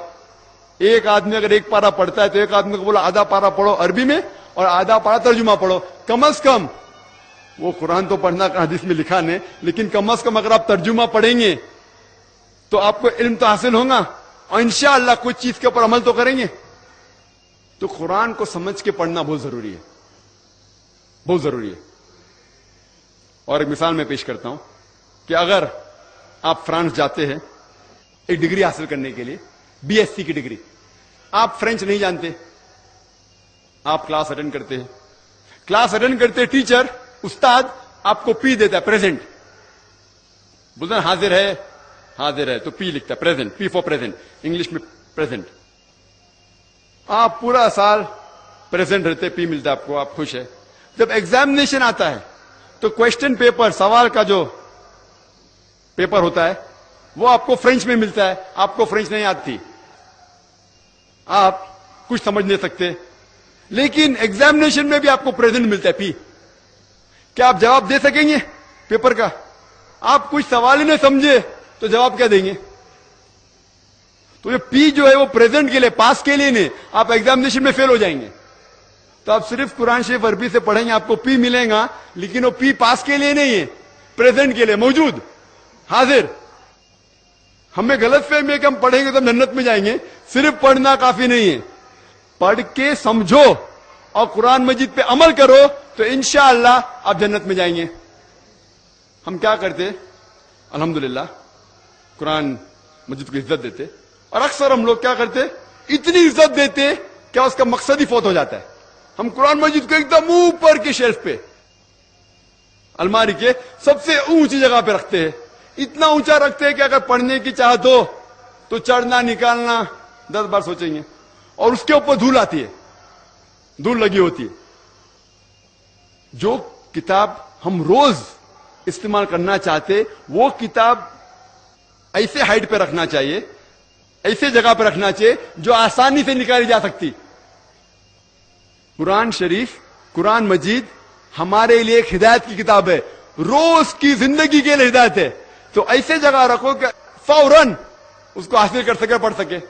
कुछ लोग कुरान मजीद को कपड़े में, मखमल के कपड़े में इतना टाइट बांध के रखते हैं कि जब पढ़ने का शौक हुआ तो बोलेंगे अरे खोलने के लिए 5 मिनट, बांधने के लिए 10 मिनट, मेरे पास तो सिर्फ 10 मिनट है, जान दो नहीं पढ़ूंगा। इज्जत देना चाहिए, अल्हम्दुलिल्लाह अच्छी बात है, लेकिन सिर्फ ऊपर की इज्जत और दिल में इज्जत नहीं, कोई फायदा नहीं। हम कुरान मजीद को हाथ लगाने के पहले 1000 चीज सोचते, जैसा कि वो RDX बॉम्ब में फट जाएगा। क्या हम कुरान मजीद को, मैं जूता पहना हाथ लगा सकता हूं क्या नहीं, मेरी वुजू नहीं, हाथ लगा सकता हूं क्या नहीं, मैं खड़ा हूं तो पढ़ सकता हूं क्या नहीं, میں گاڑی میں سفر کر رہا ہوں قرآن شریف پڑھ سکتا ہوں کیا نہیں؟ میں آفس میں پڑھ سکتا ہوں کیا نہیں؟ قرآن میں کہاں نہیں لکھا کہ کھڑے ہو کے مت پڑھو، جوتے پہن کے مت پڑھو، آفس میں مت پڑھو، سفر کرے تو مت پڑھو. یہ ہمارے غلط فہمیاں ہیں. قرآن شریف ایسی کتاب ہے جو روز آپ پڑھنا چاہیے. عزت دیجیے، الحمدللہ اچھی بات ہے، میں نہیں کہتا مت دیجیے، اتنی مت دیجیے کہ اس کا مقصد فوت ہو جائے. میں پڑھنا چاہتا ہوں لیکن میں جوتے پہنا ہونا تو نہیں پڑھوں گا. میں پڑھنا چاہتا ہوں لیکن میں سفر کر رہا ہوں ابھی گاڑی میں تو کیسا پڑھوں؟ میں پڑھنا چاہتا ہوں لیکن میری وضو نہیں ہے. وضو اچھی بات ہے، وضو ہونا افضل ہے لیکن فرض نہیں ہے. کچھ لوگ کہتے ہیں لیکن کوئی دلیل نہیں ہے. ابن حجر جس نے تفسیر لکھی صحیح بخاری کی، وہ کہتے ہیں کہ قرآن مجید کو ہاتھ لگانے کے لیے کوئی شرائط نہیں، لیکن آپ وضو میں تو افضل ہے، لیکن افضل یہ ہے کہ کم از کم پڑھ کے عمل تو کرو. آپ بولیں گے وضو میں سے پڑھوں گا ہی نہیں. تو ہمیں بہت سے غلط فہمیاں ہیں جو ہمیں دور کرنا چاہیے. اور آپ جائیں گے عرب ممالک میں نماز کے لیے، اگر 10 منٹ باقی ہے تو عرب الحمدللہ قرآن شریف کو لیں گے اور پڑھیں گے. وہ عربی زبان جانتے ہونے ترجمہ کی ضرورت نہیں. یہاں بھی چند مسجد میں اگر وقت باقی ہے صلاح کا تو لوگ قرآن شریف پڑھتے ہیں، لیکن صرف پہلی صف میں پڑھتے. اگر کوئی دوسری صف میں پڑھتا ہوگا تو کوئی اسے کان پکڑے گا. آپ قرآن شریف دوسری صف میں کیسا پڑھ رہے؟ وہ پہلی صف والے کی پیٹ ہے قرآن شریف کے، وہاں آپ بے حرمتی کر رہے قرآن کی. آپ جائیے حرم میں، یہاں طلبہ اسٹوڈنٹ لوگ جو قرآن پڑھتے ہیں، آدھے اسٹوڈنٹ کی پیٹ ایک دوسرے کے قرآن کے وہاں رہتی ہے، وہاں لوگ پڑھتے. اور اگر آپ کوئی مسجد میں قرآن پڑھ رہے ہیں اور آپ کی پیٹ کعبے کی طرف ہے تو آپ کی خیر نہیں. کعبے کی طرف پیٹ کرتے ہوئے قرآن مجید پڑھ رہے، کدھر بھی قرآن حدیث میں نہیں لکھا کعبے کی طرف پیٹ کر کے پڑھنا حرام ہے. آپ جائیں گے حرم میں تو جو لوگ پڑھتے ہیں، استاد کعبے کو فیس کرتا ہے، کعبے کی طرف منہ ہے، اور سب طلباء کی پیٹ کعبے کی طرف ہے. کدھر لکھا ہوا ہے؟ یہ ہمارے غلط فہمیاں ہیں جو ہمیں دور کرنا چاہیے. قرآن مجید کو ایسی کتاب بنانا چاہیے جو ہر روز ہمیں ہدایت دے، ہر روز اس کا مطالعہ کرنا چاہیے. ہم اتنی عزت دیتے، دیجیے، میں نے کہتا مت دیجیے، وہ اتنی مت دیجیے کہ اس کا مقصد ہی فوت ہو جائے. اور ایک چٹکلا اور ایک پیش کرنا چاہتا ہوں. ایک ہندوستان کے بہت مشہور قاری سعودی عربیہ گئے تھے اور مغرب کا وقت ہو چکا تھا، اذان ہو چکی تھی مغرب کی. تو وہاں کے عرب لوگ نے بولا ہندوستان کے قاری ماشاءاللہ اتنے اچھے، انہیں کہا کہ آپ امامت کرو. تو ہندوستان کے قاری امامت کے، مغرب کی صلاح اچھی قرات پڑی، الحمدللہ مغرب کی صلاح ہو گئی. ایک عرب قاری صاحب کو دیکھ کے مسکرایا. تو قاری صاحب نے ان سے پوچھا کہ آپ کو میری قرات پسند نہیں آئی؟ تو عرب نے کہا آپ کی قرات تو ماشاءاللہ بہت اچھی تھی، لیکن میں سوچ رہا تھا کہ مغرب صلاح میں آپ نے یوسف علیہ السلام کو کنویں میں ڈالا لیکن صلاح کے پہلے باہر کیوں نہیں نکالا؟ جو لوگ قرآن شریف ترجمے سے پڑھ چکے وہ جانیں گے کہ کیا چٹکلا ہے. سورہ یوسف میں لکھا ہے، آپ جانتے ہیں کہ سورہ یوسف کے اندر یوسف علیہ السلام کے بھائی انہیں کنویں میں ڈالتے ہیں اور ایک کارم آتا ہے اور اسے کنویں کے باہر نکالتا ہے. یہ سارا ذکر قرآن شریف میں سورہ یوسف میں. تو قاری صاحب نے سورہ یوسف کی تلاوت کی ہے. یوسف علیہ السلام کو کنویں میں ڈالے لیکن صلاح ختم ہونے کے پہلے کم از کم باہر تو نکال لینا تھا. کنویں میں ڈالتے لیکن باہر نکال لینا، صلاح ختم ہو گئی. اس کا مطلب یہ کہ قاری صاحب تلاوت تو اچھی کی لیکن کیا قرآن شریف کی معنی وہ سمجھے نہیں. تو کنویں میں ڈالے لیکن باہر نہیں نکالے یوسف علیہ السلام کو. یہ چٹکلا ہے. تو ہمیں قرآن مجید کی عزت کرنا چاہیے، لیکن سب سے بڑی عزت ہے دل میں، اور اس کو سمجھ کے پڑھے اور قرآن مجید کے اوپر عمل کرے. اور اللہ تعالیٰ فرماتے ہیں قرآن شریف میں سورہ محمد میں سورہ نمبر 47 آیت نمبر 24 میں، آپ کیا قرآن کو نہیں سمجھتے؟ کیا آپ کا دل اتنا سخت ہے؟ آپ کے دل پہ تالے لگ گئے؟ اللہ تعالیٰ فرماتے ہیں کہ آپ قرآن کو نہیں سمجھتے، آپ کے دل پہ کیا تالے لگ گئے؟ اللہ تعالیٰ فرماتے ہیں سورہ بقرہ میں سورہ نمبر 2 آیت نمبر 159 میں کہ اللہ سبحانہ و تعالی جب اپنی آیتیں نازل کرتے ہیں اور عام کرتے ہیں، اور آپ اگر ان آیتوں کو لوگوں سے چھپاتے ہیں تو اللہ تعالیٰ کی لعنت ہے. اللہ تعالیٰ فرماتے ہیں سورہ فرقان میں سورہ نمبر 25 آیت نمبر 30 میں محمد صلی اللہ علیہ وسلم فرماتے اللہ تعالیٰ سے کہ یا اللہ یہ میری امہ ہے جس نے قرآن کے ساتھ کھلواڑ کیا، محمد صلی اللہ علیہ وسلم شہادت دیتے ہیں کہ یہ میری امہ ہے جو قرآن شریف کے ساتھ کھلواڑ کے، تو ہمارا فرض ہے کہ ہم قرآن مجید کو پڑھیں اور سمجھیں. اور قرآن مجید پڑھنے کے دو طریقے ہوتے ہیں، ایک تذکر قرآن، ایک تدبر قرآن. تذکر قرآن مینس قرآن شریف کو پڑھنا اوپری طریقے سے، اور تدبر قرآن مینس قرآن مجید کے معنی کو گہرائی سے اور تدبر کرنا. اور ہمارا فرض ہے کہ ہم قرآن شریف کو پڑھیں. ہر مسلمان کے گھر میں قرآن مجید کا ترجمہ ہونا چاہیے. اگر آپ عربی زبان نہیں جانتے، سب سے بہترین کتاب جو آپ کس کو گفٹ دے سکے، تحفہ دے سکے، وہ ہے قرآن مجید. اگر آپ کسی گھر پہ جاتے نکاح کے اوپر یا کئی بھی فنکشن میں، سب سے بہترین کتاب ہے قرآن مجید. آپ اپنے بچے کو سب سے بہترین کتاب دے سکتے، وہ قرآن مجید. اور ہمیں چاہیے کہ ہر روز ہم گھر میں کم از کم 20 یا 25 منٹ گھر والوں کو لے کے قرآن مجید ترجمے سے پڑھے. آپ کی اور آپ کے گھر والوں کی زندگی انشاءاللہ بدل جائیں گی.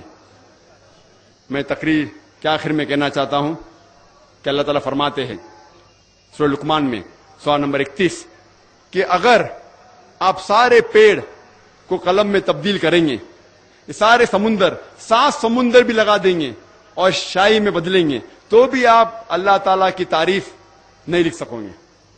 اللہ تعالیٰ فرماتے سورہ الحشر میں سورہ نمبر 59 آیت نمبر 24 میں، اگر یہ قرآن پہاڑ پہ نازل کیا جاتا تو پہاڑ ریزہ ریزہ ہو جاتا، ٹکڑے ٹکڑے ہو کے گر جاتا. اس کے معنی اگر پہاڑ کو ذرا بھی احساس ہوتا اور اللہ تعالیٰ اس قرآن کو پہاڑ کے اوپر نازل کرتا تو پہاڑ اس قرآن کے بوجھ سے ریزہ ریزہ ٹکڑے ٹکڑے ہو جاتا، اور ہم مسلمان کو کوئی فرق نہیں ہو رہا ہے. اسی لیے میں کہتا ہوں بھائیوں کہ قرآن کو پڑھیے، سمجھیے اور اس پر عمل کرو. میں تقریر کے آخر میں وہ حدیث پیش کرنا چاہتا ہوں جو حضرت عثمان کی حدیث ہے. محمد صلی اللہ علیہ وسلم کہا صحیح بخاری میں کتاب نمبر 6 حدیث نمبر 545، جس میں حضرت عثمان رضی اللہ عنہ فرماتے کہ محمد صلی اللہ علیہ وسلم نے کہا خیرکم من تعلم القرآن وعلمہ، سب سے بہترین وہ لوگ ہیں جو قرآن کو سمجھتے ہیں اور لوگوں کو سمجھاتے ہیں. وآخر دعوانا الحمدللہ رب العالمین. ہم بہت ہی شکر گزار ہیں ڈاکٹر صاحب کے کہ ایک مدلل تقریر کی انہوں نے. تو اب اس کے بعد ایک کوشچن آنسر سیشن ہوگا. اگرچہ مصروفیات کو دیکھتے ہوئے کوشچن آنسر سیشن رکھنے کی گنجائش نہیں تھی، لیکن میں ڈاکٹر صاحب سے گزارش کروں گا کہ مختصر چند سوالات یہاں پوچھے جائیں گے اور لائیو ہوں گے. جو سوال پوچھنے والا ہوگا وہ یہاں پر مائک پر آ جائے گا، اور اگر if there is any non-Muslim brother who wants to ask the question to Dr. Zakir Naik, Dr. Saab prefers to answer the questions of non-Muslims, most probably. If there is any non-Muslim brother who wants to ask any question to Dr. Zakir Naik, please do come and ask the question. Your question will be answered first. اگر کان غیر مسلم سوال چھُ یژھان کرُن doctor Zakir Naik صٲبس، doctor صٲب دِن گۄڈٕنیتھ تٔمۍ سٕنٛدِ سوالُک جواب.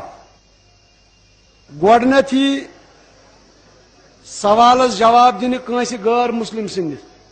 اگر نہٕ کٕہٕنۍ آسہِ تہٕ تیٚلہِ یی کانٛہہ گۄڈٕنیتھ تہٕ سُہ پرژھِ سوال.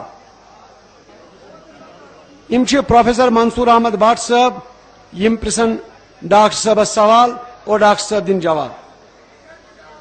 That's our first question has been posed by R.S. Bali. Question is God existing as an entity outside physical makeup of universe and thus encompassing the whole of nature around us?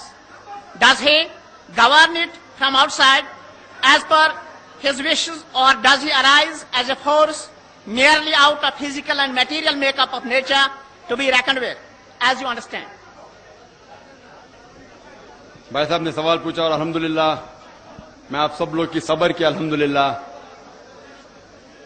تعریف کرتا ہوں الحمدللہ کہ دیکھ رہے کڑک دھوپ ہے, 12 بج چکے ہیں اور 12 بجے سب سے زیادہ دھوپ ہوتی ہے. لوگ سمجھے کہ صرف بہت کم لوگ ہوئیں گے, اس لیے پنڈال بہت کم تھا, بٹ کم از کم 10 گنا زیادہ لوگ آ چکے ہیں. تو الحمدللہ پھر بھی اتنی کڑک دھوپ میں بھی لوگ بیٹھے ہوئے ہیں. الحمدللہ انشاءاللہ اللہ سبحانہ و تعالی آپ کو اس کا اجر دیں گے انشاءاللہ. ہمارے ہندو بھائی نے سوال پوچھا کہ اللہ سبحانہ و تعالی کیا ہے, وہ فزیکل ہے, کیا کوئی ایک فزیکل جیسی چیز ہے, کیا وہ سارے دنیا کے اندر ہے کہ دنیا کے باہر ہے, وہ دنیا کو کنٹرول کیسا کر رہے ہیں. جہاں تک سوال ہے فزیکل کا, تو اللہ سبحانہ و تعالی کوئی فزیکل چیز نہیں ہے ہم اور آپ جیسا. اللہ تعالیٰ کا ڈیفینیشن اللہ تعالیٰ دیتے سورہ اخلاص میں, سورہ نمبر 112 آیت نمبر 104 میں اللہ تعالیٰ فرماتے قل هو اللہ احد, کہو کہ اللہ ایک ہے, اللہ صمد, اللہ جو بے نیاز ہے, سب سے اونچا ہے, لم یلد ولم یولد, وہ نہ کسی کو جنا ہے نہ کسی سے جنا ہوا ہے, ولم یکن لہ کفوا احد, اور اس کے جیسا کوئی بھی نہیں ہے. یہ قرآن مجید میں اللہ سبحانہ و تعالی کے 4 لائن کا ڈیفینیشن ہے. جو بھی شخص کہتا ہے کہ یہ خدا ہے, اگر وہ 4 لائن ڈیفینیشن میں اس 4 لائن میں آ جاتا ہے تو ہم مسلمان کو کوئی اعتراض نہیں کہ وہ خدا ہے. انہوں نے پوچھا کہ اللہ تعالیٰ ساری دنیا میں ہے. اللہ تعالیٰ فرماتے ہیں کہ اللہ سبحانہ و تعالیٰ اٹرنل ہے, ایبسولوٹ ہے, بے نیاز ہے, کبھی بھی فنا نہ ہونے والی چیز ہے, اور ساری آسمان اور دھرتی ان کی ہے. وہ نہ کبھی تھکتے نہ انہیں کبھی نیند آتی ہے, نہ انہیں نیند کی ضرورت ہے. اور آگے فرماتے کہ ان کا عرش ہیونز اینڈ ارتھ کے اوپر ہے, مطلب سارے آسمان پہ عرش ہے. اللہ سبحانہ وتعالی یہ بھی ذکر کرتے ہیں, آپ جہاں بھی دیکھیں گے اللہ سبحانہ و تعالیٰ کا وجہ پائیں گے. اس سے میں یہ ثابت ہوتا ہے کہ اللہ سبحانہ و تعالیٰ کا علم سارے جگہ میں ہے, سارے کائنات میں ہے, اور وہ الحمدللہ ثم الحمدللہ ان کے پاس اتنا پاور. اللہ تعالیٰ کہتے ہیں کہ yes power over all things in اللہ علی کل شیء قدیر. ان کی طاقت ایسی ہے کہ سارے جہاں میں پھیلی ہوئی.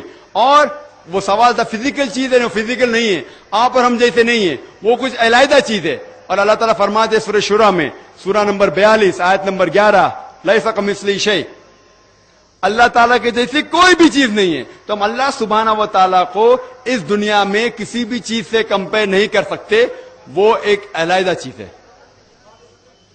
Second question has also been posed by a non-Muslim, Gurmeet Singh, MSc Astrophysics. Do Islamic views portray the cosmic makeup of universe close to Big Bang theory and theory of relativity? And because of this ideological background, Maulana and ulama base their explanation of Mi'rajun Nabi sallallahu alayhi wa sallam in their khutbat and discourses. This should not be a natural coincidence. سوال ہے کہ قرآن شریف میں اسلام میں astronomy, cosmology, یہ جو آسمان کی جو پڑھائی ہے اور فلکیات کے بارے میں ذکر ہے, اور کیا قرآن مجید جو آج سائنس نے ایڈوانس کر چکی ہے بگ بینگ میں مانتی ہے, اور یہ مولانا لوگ جو معراج کا ذکر کرتے ہیں وہ کیا ہے. قرآن شریف میں کئی آیتیں ایسٹرونومی کے بارے میں ذکر کرتی ہے. ہم ایک لیکچر دے سکتے صرف ایسٹرونومی پر, اور ایسٹرونومی کے بارے میں جاننے میں آپ میری کیسٹ دیکھ سکتے. قرآن اور جدید سائنس اس میں ڈیٹیل میں ذکر ہے, لیکن مین سوال تھا کہ آپ بگ بینگ میں مانتے ہیں کیا نہیں. اور بگ بینگ یہ کہتی ہے کہ ساری کائنات ایک تھی, اس کے بعد ایک بڑا دھماکہ ہوا بگ بینگ, اور اس میں پھر وجود میں آیا یہ گیلیکسیز, یہ تارے, یہ ستارے, اور یہ فلک, اور یہ پلانٹس, سورج, چاند, اور یہ دھرتی. اسے کہتے بگ بینگ. اور یہ ڈسکور سائنٹسٹ لوگ نے کیا سم وے اراؤنڈ 1970, کچھ 30-40 سال پہلے ڈسکور کیا ہے بگ بینگ کے بارے میں. اللہ سبحانہ و تعالی 1400 سال پہلے اس کا ذکر کرتے ہیں سورہ انبیاء میں سورہ نمبر 21 آیت نمبر 30 میں, اولم یر الذین کفروا ان السماوات والارض کانت رتقا تکنہما, کہ وہ کافر لوگ نہیں جانتے کہ یہ فلک, یہ آسمان اور یہ دھرتی ایک تھی, اور ہم نے انہیں چھٹا کیا.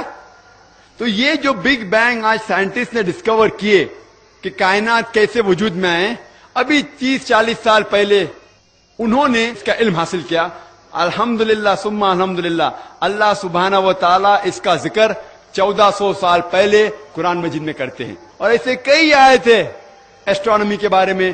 ہم پہلے یہ نہیں جانتے تھے کہ دنیا گول ہے, پہلے ہم سمجھتے دنیا چپٹی ہے. ابھی ہمیں پتا چلا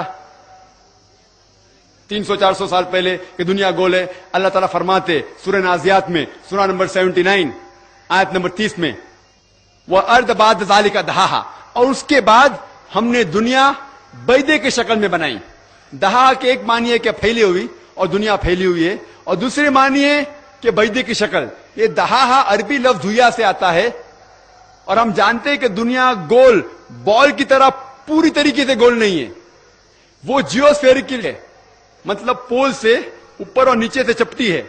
انگلش میں کہتے ہیں جیوسفیریکل. اور جب آپ دیکھیں گے انڈا, اور یہ دھویا جو لفظ ہے وہ عام انڈا نہیں ہے, خصوصاً آسٹرچ کا ایگ ہے, شتل مرغ آسٹرچ اس کا انڈا. اور اگر شتل مرغ کا انڈا دیکھیں گے آپ, وہ بالکل دنیا کی طرح ہے, گول لیکن اوپر اور نیچے سے چپٹا. تو اللہ سبحانہ و تعالی اس دنیا کا شیپ 1400 سال پہلے کہتے ہیں, جو ہم ابھی 200-300 سال پہلے جانتے.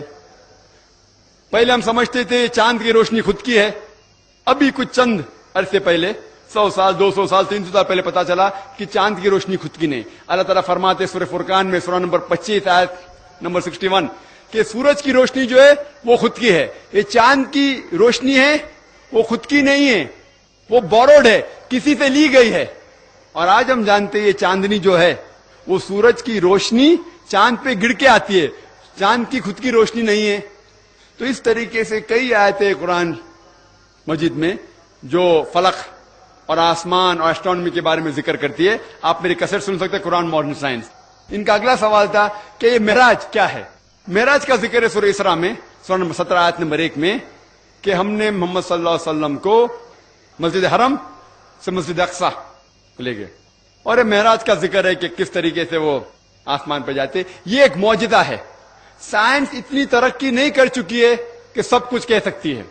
یہ ایک معجزہ ہے جو قرآن شریف میں ذکر ہے سورہ اسراء میں سورہ نمبر 17 آیت نمبر 1. یہ ایک معجزہ ہے کہ الحمدللہ محمد صلی اللہ علیہ وسلم نے معراج کیا.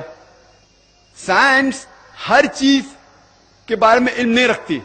سائنس کو یہ بھی نہیں علم ہے کہ جنت ہے جہنم ہے. سائنس کو یہ بھی نہیں علم ہے کہ جن ہے یا فرشتے. لیکن سائنس یہ بھی نہیں کہہ سکتی کہ جن نہیں ہے, فرشتے نہیں ہیں, جنت نہیں ہے, جہنم نہیں ہے. تو میں کہتا ہوں جو بھی کچھ قرآن مجید میں لکھا ہوا ہے 80% سائنس نے اسے تحقیق کر کے کہہ دیا 100% صحیح ہے. 80% جو قرآن شریف میں سائنس کے بارے میں ذکر ہے اسے سائنٹسٹ کہتے ہیں کہ 100% صحیح ہے. 20% ایمبیگوس ہے, ہمیں نہیں پتا, صحیح بھی ہو سکتا ہے غلط بھی ہو سکتا ہے. سائنس اتنی ایڈوانس اتنے اونچائی پہ نہیں پہنچی کہ باقی چیز کے بارے میں کہہ سکتی. تو میں کہتا ہوں کہ اگر 80% پتا ہے کہ 100% صحیح ہے اور 20% ہمیں پتا نہیں, تو میرا علم کہتا ہے کہ یہ 20% بھی انشاءاللہ صحیح ہوگا. تو یہ معراج بھی اسی 20% میں آتا ہے. انشاءاللہ 50 سال بعد 100 سال بعد 200 سال بعد سائنس اور ترقی کریں گی اور یہ بھی قبول کریں گی کہ معراج ہوا, یہ بھی قبول کریں گے جن ہے, فرشتے ہیں, جہنم ہے, دوزخ ہے. Third question is, we know through Quran and Ahadith that the sacred books of the religions other than Islam have been distorted or changed. But as the non-Muslims do not believe in Quran and Ahadith, how can we convince and motivate them that your sacred books have been distorted or changed? Is there any evidence of change in their sacred books? We know through Quran and Hadith that the sacred books of the religions other than Islam have been distorted or changed. But as the non-Muslims do not believe in the Quran and Hadith, how can we convince and motivate them that your sacred books have been distorted or changed? Is there any evidence of change in their sacred books? What is the easy way to invite them and convince them? With thanks. یہ ایک بہت اچھا سوال ہے کہ ہم جانتے ہیں کہ قرآن شریف میں ذکر ہے کہ قرآن کے علاوہ اور بھی اللہ تعالیٰ نے کتابیں نازل کی. ہمیں یقین ہے قرآن اور حدیث پہ, غیر مسلمان کو یقین ہے. کس طریقے سے ہم انہیں بتا سکتے کہ ہماری کتاب صحیح ہے ان کی غلط ہے. ہر دور میں ہر زمانے میں کچھ چیز ثابت کرنے کے لیے ایک دور ہوتا ہے.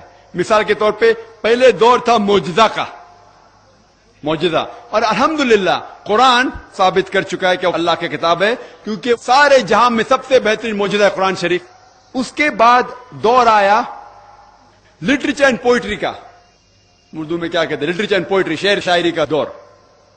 اس ٹائم اونچائی پہ تھے جب قرآن نازل ہوا، اس ٹائم عرب سب سے اونچائی پہ تھے عربی زبان میں، زبان کا دور تھا شعر اور شاعری کا.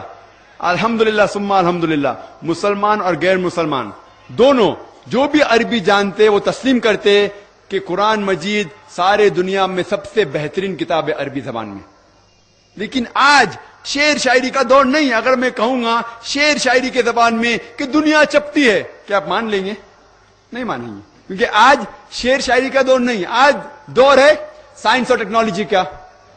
تو اگر ہم یہ سائنس اور ٹیکنالوجی کمپیئر کریں گے قرآن اور باقی مذہب کی کتابوں سے تو پتا چلے گا کون سی کتاب حق ہے اور کون سی باطل ہے. اللہ تعالیٰ فرماتے سورہ رعد میں سورہ نمبر 13 آیت نمبر 38 میں، اجلن کتاب میں ہر دور میں اللہ تعالیٰ نے ایک کتاب نازل کی، ہر دور میں ایک کتاب نازل کی. نام سے ہمیں 4 کتاب کا علم ہے، توراہ، زبور، انجیل اور قرآن. لیکن اس کے علاوہ کئی کتابیں نازل کی گئی تھی. لیکن اللہ تعالیٰ یہ بھی فرماتا ہے سورہ بقرہ میں سورہ نمبر 2 آیت نمبر 79 میں، فَوَيْلٌ لِّلَّذِينَ يَكْتُبُونَ الْكِتَابَ بِأَيْدِيهِمْ ثُمَّ يَقُولُونَ هَٰذَا مِنْ عِندِ اللَّهِ لِيَشْتَرُوا بِهِ ثَمَنًا قَلِيلًا فَوَيْلٌ لَّهُم مِّمَّا كَتَبَتْ أَيْدِيهِمْ وَوَيْلٌ لَّهُم مِّمَّا يَكْسِبُونَ. لعنت ہے وہ لوگوں پہ جو لوگ کتاب اپنے ہاتھ سے لکھتے ہیں اور کہتے ہیں کہ یہ اللہ کی کتاب ہے. لعنت ہے وہ لوگ پہ جو لکھتے ہیں، لعنت ہے ان پہ جو کماتے ہیں، اور ان سب پہ لعنت ہے. یعنی اللہ تعالیٰ فرماتے ہیں کہ لوگ اپنے ہاتھ سے کتاب لکھتے ہیں اور کہتے ہیں کہ اللہ کی کتاب ہے. اللہ تعالیٰ یہ بھی فرماتے سورہ بقرہ میں سورہ نمبر 2 آیت نمبر 111 میں، قُلْ هَاتُوا بُرْهَانَكُمْ إِن كُنتُمْ صَادِقِينَ، آپ اپنا ثبوت پیش کرو اگر آپ سچے ہیں. کوئی بھی کہتا ہے کہ اللہ کی کتاب ہے تو آپ ان سے کہیے قُلْ هَاتُوا بُرْهَانَكُمْ، آپ اپنا ثبوت پیش کرو اگر آپ سچے ہیں. تو آپ اگر کمپیئر کریں گے قرآن مجید اور سائنس کو، آج سائنس کا دور ہے، تو الحمدللہ ثم الحمدللہ قرآن مجید میں ایک بھی آیت ایسی نہیں ملیں گے آپ کو جو اسٹیبلش سائنس کو ٹکراتی ہے. میں سائنس سے قرآن مجید کو ثابت نہیں کرنا چاہتا ہوں، قرآن مجید سائنس سے اور اوپر ہے. قرآن مجید سائنس کی کتاب نے SCIENC، بٹ سائنس کی کتاب ہے SIGNS، آیتوں کی کتاب ہے. اور قرآن مجید میں 6000 آیت ہے، سائنس ہے، ورسز ہے. ان میں سے 1000 سے زیادہ سائنس کے بارے میں ذکر کرتی ہیں. لیکن اگر ہم قرآن مجید سائنس کو جو لوگوں کی یارڈسٹک ہے، ان کا یارڈسٹک ہے، ان کی تولنے کی چیز ہے، اگر ہم قرآن مجید ہماری یارڈسٹک، ہمارا معیار سے دیکھیں گے تو ثم الحمدللہ ایک بھی آیت سائنس سے نہیں ٹکراتی، اسٹیبلش سائنس سے. لیکن یہی اگر آپ بائبلز ملائیں گے، ہمیں پتا ہے کہ انجیل اللہ کا کلام تھا، لیکن یہ بائبل ابھی ملاوٹ ہو چکی ہے. اللہ کا کلام بھی اس میں موجود ہے، اس میں عیسیٰ علیہ السلام جو کہتے ہیں وہ بھی موجود ہے، جو تاریخ لکھنے والے لوگ لکھتے ہیں وہ بھی موجود ہے، اس کے اندر غلطیاں بھی موجود ہے، اس کے اندر بےہودہ چیزیں بھی موجود ہے. ہم کہتے یہ پوری اللہ کا کلام نہیں ہو سکتا، کیونکہ اگر آپ پڑھیں گے بائبل میں یہ لکھا ہے گاسپل آف میتھیو میں چیپٹر نمبر 4 ورس نمبر 8 میں، اور gospel of Luke chapter number 4 کہ دنیا چپٹی ہے. ہم جانتے ہیں دنیا چپٹی نہیں ہے. بائبل میں یہ بھی لکھا ہوا ہے کہ چاند کی روشنی خود کی ہے، یہ ہم جانتے ہیں بالکل غلط ہے. Genesis chapter number 1 verse number 16 and 17، اس میں یہ بھی لکھا ہوا ہے کہ اللہ تعالیٰ نے تارے بنائے سارے فلک میں تاکہ وہ دھرتی کو روشنی دے سکے. ہم یہ جانتے ہیں کہ آج فلک کے اندر کروڑوں گیلیکسیز ہے، ہر گیلیکسی میں کروڑوں ستارے ہیں. ہم صرف ہمارے گیلیکسی کے علاوہ 2 گیلیکسی کے تارے کو دیکھ سکتے ہیں، یعنی 3 گیلیکسی سے زیادہ تارے کی روشنیاں پہنچتی نہیں. تو یہ کہنا کہ اللہ تعالیٰ نے سارے فلک میں تارے بنائے ताकि वो धरती पे रोशनी दे सके, बिल्कुल अनसाइंटिफिक है, साइंस के खिलाफ है। बाइबल में लिखा हुआ है, बाइबल में जेनेसिस में चैप्टर नंबर 3 में कि सांप रेती खाता है। हम जानते सांप रेती नहीं खाता है। ऐसे कई चीजें लिखी गई बाइबल में। आप मेरी वीडियो कैसेट देख सकते हैं, जो मेरा मुनाजरा हुआ था एक अमेरिकन के साथ, डॉक्टर विलियम कैम्पबेल, और उसका मौजू था Quran and the Bible in the light of science. Quran और बाइबल साइंस की रोशनी में। और उसके अंदर कम से कम 38, वक्त बहुत कम था, 38 साइंटिफिक गलतियां मैंने बाइबल में निकाली, और डॉक्टर विलियम कैम्पबेल एक भी गलती का जवाब नहीं दे सके। इसी तरीके से आप वेद लेंगे, वेद में भी गलतियां हैं। आप यजुर्वेद पढ़ेंगे, हिंदू की किताब, उसमें लिखा है दुनिया चपटी है। यजुर्वेद में ये लिखा है कि सूरज हमारे धरती के गोल चक्कर लगाता है। ये पुराने लोग सोचते थे कि सूरज धरती के गोल जाता है। तो इस तरीके से अगर हम साइंस का मुताला करेंगे बाकी किताबों से, सिर्फ एक ही किताब जो सफल होंगी, और साइंस के ऊंचे, कुरान मजीद साइंस से काफी ऊंची है। तो इससे हम ये साबित कर सकते हैं कि अल्हम्दुलिल्लाह कुरान शरीफ एक सही किताब है, और बाकी मज़हबों की किताब के अंदर मिलावट है। So the next question is, what is the attitude of Islam towards Darwin's theory of evolution? Shall Muslims accept it or not? सवाल है कि कुरान और इस्लाम का क्या कहना है डार्विन्स थ्योरी के बारे में। और डार्विन्स थ्योरी हम जानते हैं कि डार्विन्स थ्योरी में लिखा हुआ है कि हम इंसान बंदरों से आए, और कुरान शरीफ में तो ये लिखा नहीं। कुरान शरीफ में लिखा हुआ है कि हम आदम और हव्वा से पैदा हुए। आप कोई भी किताब पढ़ेंगे, सब में लिखा हुआ है थ्योरी ऑफ एवोल्यूशन। कोई भी किताब में ये नहीं लिख रहा फैक्ट ऑफ एवोल्यूशन। मतलब ये थियरी है, ये उनकी थियरी है, हकीकत नहीं है। अगर आप चार्ल्स डार्विन की किताब पढ़ेंगे जिसका नाम है ओरिजिन ऑफ स्पीशीज, उसके अंदर चार्ल्स डार्विन एक शिप में जाते हैं, HMS बीगल, एक आइलैंड पे जाते हैं जिसका नाम है कैलेड्रोपिस, और वहां देखते हैं कि परिंदे अपनी चोंच मार रहे हैं होल के अंदर, और जैसा डेप्थ होल का है उसी तरीके से उनके जो चोंच है वो छोटी और बड़ी हो जाती। तो इसको देख के वो अपनी थ्योरी प्रोपाउंड करते हैं नेचुरल सिलेक्शन की। और चार्ल्स डार्विन खुद जानते थे कि इसके अंदर भी बहुत सी गलतियां थी, इसीलिए उन्होंने खत लिखा थॉमस थॉम्पकिन को कि मेरे पास पूरा सबूत नहीं है कि इंसान बंदर से बने, लेकिन क्योंकि मुझे समझाने में आसान होता है एम्ब्रियोलॉजी में, रूडिमेंट्री ऑर्गन्स में, मॉर्फोलॉजी में, इसीलिए मैं कह रहा हूं। और हमें स्कूल में भी पढ़ाया जाता है थियोरी ऑफ एवोल्यूशन, फैक्ट नहीं। और हम लोग स्कूल में जोक करते थे, अगर किसी को भी आपको इंसल्ट करने का है तो हम कहते थे अगर तुम डार्विन के टाइम पे होते थे तो डार्विन की थ्योरी साबित हो जाती थी, मतलब तुम बंदर जैसा दिखते हो। आज जो भी कह रहा है कि हम बंदर से बनाए गए, ये बिल्कुल गलत साबित हो चुका है। आज आप देख रहे हैं अगर हम बंदर से बने, उसकी थियरी है क्या एनिमल्स स्लोली इवॉल्व होते, बदलते जाते, और बंदर से बदलते बदलते इंसान हो गए। आज कहीं भी दुनिया पे आप देखते कोई भी शख्स जो बंदर आदमी के बीच में दिखते, किधर भी, अमेरिका में जाओ, इंग्लैंड में जाओ, किधर भी जाओ, सारी दुनिया में कोई भी आदमी बीच में नजर है आपको? बंदर और आदमी के बीच में नजर है? इससे साबित हो डार्विन थ्योरी तो बिल्कुल गलत साबित हो चुकी है। और कई साइंटिस्ट लोग ने, एल्बर्ट ग्योगरी, फ्रैंक सैलिसबरी, बहुत से साइंटिस्ट लोग ने उस टाइम ही कह दिया था कि डार्विन थ्योरी गलत है। और even bye molecular biology हैंसिस Craig कहते हैं कि हमारे दिमाग को बहुत अब गलत सोचते हैं जो लोग कहते हैं कि हम बंदर से बने। तो इसीलिए ये थियरी है आज गलत साबित हो चुकी है, और ये कुरान के भी खिलाफ है। कुरान कहते हैं कि हमने इंसान को एक जोड़े आदम और हवा से बनाया है। One more question has been posed by non-Muslim. If predestination is true, then God causes us to sin. If God causes us to sin, yet damns to sinners to eternal punishment, then God is not good.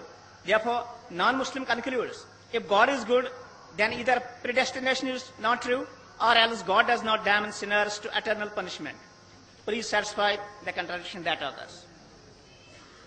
ایک غیر مسلمان سوال کر رہا ہے تقدیر کے اوپر کہ اللہ سبحانہ و تعالیٰ اپنی تقدیر لکھتا ہے تو ہم اگر غلطی کرتے ہیں تو دوشی کون؟ اللہ سبحانہ و تعالیٰ. اگر میں تقدیر میں لکھا ہے کہ ہم خون کریں گے اور ہم آدمی کا خون کر لیتے تو کون ذمہ دار؟ اللہ تعالیٰ. آدمی کو کیوں ذمہ دار کرنے کا؟ اگر تقدیر میں لکھا ہے میں چوری کروں گا، میں غلط کام کروں گا، تقدیر میں لکھا ہے کہ میں جہنم میں جاؤں گا تو جاؤں گا، تو کس کی غلطی؟ میری کیا غلطی؟ اللہ کی غلطی. اور یہ سوال مسلمان لوگ بھی سوچتے ہیں، اور تقدیر پہ ایمان رکھنا ہر مسلمان کا فرض ہے. لیکن ہم پہلے یہ جان لے تقدیر کسے کہتے ہیں. اور اکثر ہم مسلمان بھی نہیں سمجھ پاتے تقدیر کا کیا مطلب ہے، اور ایسا کہتے وہ تقدیر میں لکھا ہے تو میں کر دیا، کچھ بھی ہوا تو تقدیر میں لکھا ہوا ہے، محنت نہیں کرتا ہوں میں، وہ تقدیر میں لکھا ہے کہ میں غریب رہوں گا. یہ تقدیر کی کیا معنی ہوتی ہے؟ اللہ تعالیٰ فرماتے ہیں سورہ اسراء میں کہ جب بھی ایک انسان پیدا ہوتا ہے تو اس کے گردن کے گول میں اس کے پوری آتما کتھا، اس کا فیوچر، اس کا بھوشیہ لکھ لیتا ہوں. میں آپ کو سمجھانے کے لیے ایک مثال پیش کرتا ہوں. مثال کے طور پہ اگر ایک کلاس کے اندر ایک ٹیچر کلاس میں پڑھاتا ہے اور ایگزامینیشن کے پہلے کہتا ہے کہ یہ اسٹوڈنٹ پورے کلاس میں نمبر 1 آئے گا، اول آئے گا، یہ اسٹوڈنٹ سیکنڈ کلاس سے پاس ہوئے گا، وہ اسٹوڈنٹ فیل ہو جائے گا. مثال دے رہا ہوں، برا مت لگنا ویسا. اور ایگزامینیشن ہوتا ہے اور یہ اسٹوڈنٹ فرسٹ آتا ہے، یہ اسٹوڈنٹ سیکنڈ کلاس سے پاس ہوتا ہے اور یہ اسٹوڈنٹ فیل ہو جاتا ہے. میں آپ سے یہ سوال پوچھتا ہوں کہ جو طالب فیل ہو گیا، کیا وہ کہہ سکتا ہے کہ کیونکہ ٹیچر نے کہا میں فیل ہوں گا اس لیے فیل ہو گیا؟ کہہ سکتا ہے کہ نہیں کہہ سکتا. کیوں؟ ٹیچر اپنے تجربے سے کہہ رہا ہے یہ اسٹوڈنٹ بہت اچھا ہے، بہت پڑھائی کرتا ہے اس لیے فرسٹ آئے گا، یہ اسٹوڈنٹ ٹھیک ہے سیکنڈ کلاس، یہ اسٹوڈنٹ پکچر دیکھتا ہے کلاس ہی نہ اٹینڈ کرتا ہے اس لیے فیل ہوئے گا. تو اپنے تجربے سے وہ بھوشیہ کے بارے میں کہتا ہے. لیکن وہ اسٹوڈنٹ نہیں کہہ سکے گا کیونکہ ٹیچر نے مجھے کہا میں فیل ہوں گا اس لیے فیل ہو گیا. دوشی کون؟ وہ خود اسٹوڈنٹ، اس نے پڑھائی نہیں کیا. اسی طریقے سے اگر آپ کمپیئر کریں گے، اللہ سبحانہ و تعالیٰ ٹیچر سے تو بہت اونچے. ٹیچر تو کبھی کبھی غلطی کر سکتا ہے. اللہ سبحانہ و تعالیٰ کے پاس علم غیب ہے، وہ بھوشیہ کے بارے میں جانتے ہیں. جب بھی کوئی کام ہوتا ہے کچھ چیز فکسڈ ہے، آپ کہاں پیدا ہوں گے، آپ کب مرے، کچھ چیز مکمل ہے. اس کے علاوہ اللہ سبحانہ و تعالیٰ نے آپ کو فری ول دیا ہے. فری ول مطلب آپ جو بھی چاہے چن سکتے ہیں. اللہ تعالیٰ کو ہدایت دی قرآن اور حدیث میں، لیکن آپ کے اوپر ہے آپ اس کے اوپر عمل کریں نہیں کریں. لیکن اللہ تعالیٰ جانتا ہے آپ کیا کریں گے. مثال کے طور پر آپ ایک رستے پہ چل رہے ہیں اور ایک چوراہے پہ آتے ہیں، 4 رستے ہیں، نمبر 1، نمبر 2، نمبر 3، نمبر 4. آپ کوئی بھی رستہ چن سکتے ہیں.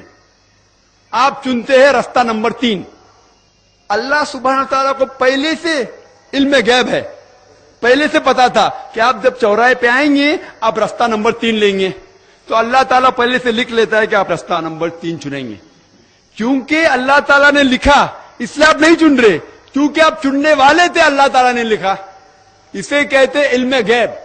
اللہ سبحانہ تعالیٰ کا علم غیب ہے. اللہ تعالیٰ کو پہلے سے پتا تھا کہ آپ نمبر 3 چنیں گے، اور اللہ تعالیٰ تقدیر میں لکھ دیا کہ آپ نمبر 3 رستہ چنیں گے. کیونکہ اللہ تعالیٰ نے لکھا اس لیے آپ 3 نہیں چن رہے، کیونکہ آپ چننے والے تھے، اللہ نے لکھا. اور ایک مثال پیش کرتا ہوں. آپ نے 10ویں پاس کی، 12ویں پاس کی، آپ ڈاکٹر بھی بن سکتے، آپ انجینئر بھی بن سکتے، آپ لائر بھی بن سکتے. آپ چنیں گے ڈاکٹر بننے کے لیے. اللہ تعالیٰ کو پتا ہے کہ آپ جب 12ویں پاس کریں گے تینوں چیز آپ بن سکتے ہیں. آپ ڈاکٹر بھی بن سکتے، انجینئر بھی بن سکتے، لائر بھی بن سکتے. آپ چنیں گے ڈاکٹر بننے کے لیے. تو تقدیر میں لکھ دیا اللہ تعالیٰ آپ 12ویں پاس کریں گے اور ڈاکٹر بنیں گے. کیونکہ اللہ تعالیٰ نے لکھا اس لیے آپ ڈاکٹر نہیں بنے، کیونکہ آپ نے چنا اسی لیے اللہ تعالیٰ نے پہلے سے لکھ دیا. آپ سمجھے؟ کچھ لوگ کل ایگزام ہے، اچھا ہے، طالب اچھا ہے، ابھی کل ایگزام ہے، کیا پڑھنے کا؟ تقدیر میں لکھا ہے کہ پاس تو پاس، فیل تو فیل، اور وہ نہیں پڑھتا ہے اور وہ فیل ہو جاتا ہے. تقدیر میں لکھا ہوتا ہے یہ آدمی پڑھتا تھا تو پاس ہوتا تھا، لیکن اس کی سوچ بھی ٹیڑھی تھی. اللہ تعالیٰ نے لکھا ہے تقدیر میں یہ شخص اگر پڑھتا تھا پاس ہوتا تھا، لیکن اس نے سوچا کیا پڑھوں میں، تقدیر میں لکھا نہیں پڑھتا فیل ہو جاتا ہے. تو دوشی کون؟ اللہ یا وہ؟ وہ خود تقدیر میں بھی لکھا ہے یہ. وہ پاس ہو سکتا تھا لیکن وہ نہیں پڑھتا اس لیے فیل ہو گیا. پھر بولے گا دیکھو تقدیر کو تو میں ٹال نہیں سکتا ہوں. اسی لیے وہ کہاوت ہے, علامہ اقبال نے کہا ہے, خود ہی کو اگر اتنا بلند کیا, تقدیر کے پہلے خدا اپنے بندے سے خود پوچھے بتاتا ہی رضا کیا ہے. اور حدیث میں آتا ہے کہ دعا تقدیر کو بدل سکتی ہے. مثال کے طور پہ اگر آپ جاتے ایگزامینیشن میں اور آپ کا پیپر اچھا نہیں جاتا اور آپ جانتے کہ آپ فیل ہوئیں گے, آپ گھر پہ آتے اور دعا کرتے اللہ تعالیٰ سے, یا اللہ سبحانہ و تعالیٰ میں نے پیپر میں اچھا نہیں کیا, مجھے پاس کر لے. اللہ تعالیٰ آپ کی دعا کو قبول کر لیتا اور پاس کر لیتا. تقدیر میں یہ لکھا ہے کہ آپ نے پیپر اچھا نہیں کیے, آپ فیل ہونے والے رہتے, لیکن آپ نے دعا کی. اللہ تعالیٰ کو یہ بھی پتا ہے کہ آپ دعا کرنے والے کہ نہیں کرنے والے, اور تقدیر میں یہ بھی لکھا ہے کہ اللہ تعالیٰ آپ کی دعا کو قبول کریں گے. اللہ تعالیٰ بھی جانتا ہے اگر آپ 100 سال بعد کوئی شخص دعا کرے گا, وہ بھی جانتا ہے اللہ تعالیٰ وہ دعا قبول کرے گا کہ نہیں, وہ بھی تقدیر میں لکھا ہوا ہے. تو اسی لیے ہمیں ہر روز دعا کرنا چاہیے, ہر وقت دعا کرنا چاہیے. دعا تقدیر کو بدل سکتی, مطلب جو آپ کی پہلی ہونے والا تھا اس کو بدل سکتی, لیکن وہ بھی تقدیر میں لکھا ہے کہ آپ دعا کرنے والے, اور وہ بھی لکھا ہے کہ اللہ تعالیٰ دعا کو قبول کریں گے کہ نہیں. تو تقدیر میں لکھا ہے کہ آپ فیل ہونے والے تھے, آپ گھر پہ آتے ہیں, دعا کریں گے, اللہ نے دعا کو قبول کیا اور آپ پاس ہو جائیں گے. تو اسی لیے ہم مسلمان کو اللہ پہ بھروسہ رکھنا چاہیے, لیکن اللہ کے رسول نے فرمایا اللہ پہ بھروسہ رکھو لیکن اونٹ کو باندھو. آپ نے کہہ سکتے اللہ پہ تقویٰ ہے, میں گھر کا دروازہ کھلا رکھوں گا, کوئی چور نہیں آئے گا. اللہ کے رسول نے فرمایا اللہ پہ بھروسہ رکھو لیکن اونٹ کو باندھو.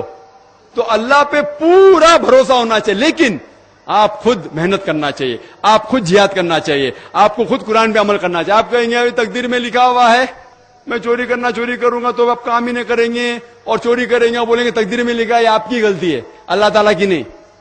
تو آپ کو ہر وقت جد و جہد کرنا چاہیے اچھے کام کے لیے. قرآن کو سمجھ کے پڑھو اور عمل کرو, انشاءاللہ آپ اس دنیا اور آخرت میں کامیاب ہوں گے. Sir, 2 more live questions from that side. Erudite brother Dr. Zakir Naik, Assalamu alaikum wa rahmatullahi wa barakatuh. I am Imtiaz, lecturer by profession. I have a question. I have gone through Nurun min Nurillah, and second, Huwallazi ja'ala shamsu ziyaun wa qamaru nura, and third, Allahu nur as-samawati wal ard. I couldn't understand what is this nur, please. بھائی صاحب نے قرآن میں کئی آیت کوٹ کیے, آخری آیت جو کوٹ کیا اللہ نور سماواتی والارض, وہ سورہ نور کی آیت ہے, سورہ نمبر 24 آیت نمبر 35. اس میں اللہ تعالیٰ فرماتا ہے اللہ نور سماواتی والارض, کہ اللہ سبحانہ و تعالیٰ اس آسمان اور اس دھرتی کے نور ہیں. نور ایک عربی لفظ ہے جو میں نے ذکر کیا سورہ فرقان میں سورہ نمبر 25 آیت نمبر 61 میں, کہ نور کے معنی روشنی کو ریفلیکٹ کرنا, ریفلیکٹڈ لائٹ, یا منیر جو بورو کی ہوئی لائٹ. نور کی معنی ریفلیکشن آف لائٹ, مطلب ایک لائٹ کو ریفلیکٹ کرنا. اسی طریقے سے غیر مسلمان پوچھتے اس کا مطلب اللہ کی روشنی خود کی نہیں ہے, کیا کسی کی روشنی کو ریفلیکٹ کر رہا ہے؟ وہ آیت آپ نے جو کوٹ کی آدھی ہے, پوری آیت بڑھتی ہے کہ اللہ نور السماواتی, اللہ سارے آسمان اور کائنات اور دھرتی کا نور ہے. اس کی مثال ایسی ہے کہ ایک مصباح ہے, ایک روشنی ہے, مصباح لیمپ, اور لیمپ کے اندر ایک نچ ہے, ایک چھید ہے, اور اس لائٹ کو یعنی روشنی بھی اللہ تعالیٰ کی ہے اور اللہ تعالیٰ ہی ریفلیکٹ کر رہا ہے. آپ ہیلوجن لیمپ دیکھتے ہیں, ہیلوجن لیمپ, یہاں تو ہیلوجن لیمپ, اس میں بلب ہوتا ہے, اس کے پیچھے ریفلیکٹ کرنے کے لیے ایک سلور کوٹنگ ہوتا ہے. تو بلب بھی ہیلوجن لیمپ ہے اور ریفلیکشن بھی خود کا ہے. تو یہ روشنی بھی اللہ تعالیٰ کی ہے. اللہ تعالیٰ فرماتے کہ اللہ تعالیٰ کی روشنی خود کی بھی ہے, اور خود کی روشنی کو ریفلیکٹ کرتے ہیں سارے دنیا میں, آسمان میں اور دھرتی پہ. وآخر دعوانا الحمد رب العالمین. بس تہند انتہائی شکر گزار. بہ کر بیٚیہِ اکہِ لٹہِ شکریہ ییٚتہِ کِس ایڈمنسٹریشنُک, خصوصاً ڈی سی صٲبُن, ایڈیشنل ڈی سی صٲب عبداللطیف دیوا صٲبُن, یم زبردست کوآپریٹو روٗدۍ یہ پروگرام ہینڈل کرنس اندر. اللہ تعالیٰ کرن تمن سارنی جزائے نیک عطا. بہ چھُس دل کیو امی گہرٲیو سن شکریہ ادا کران.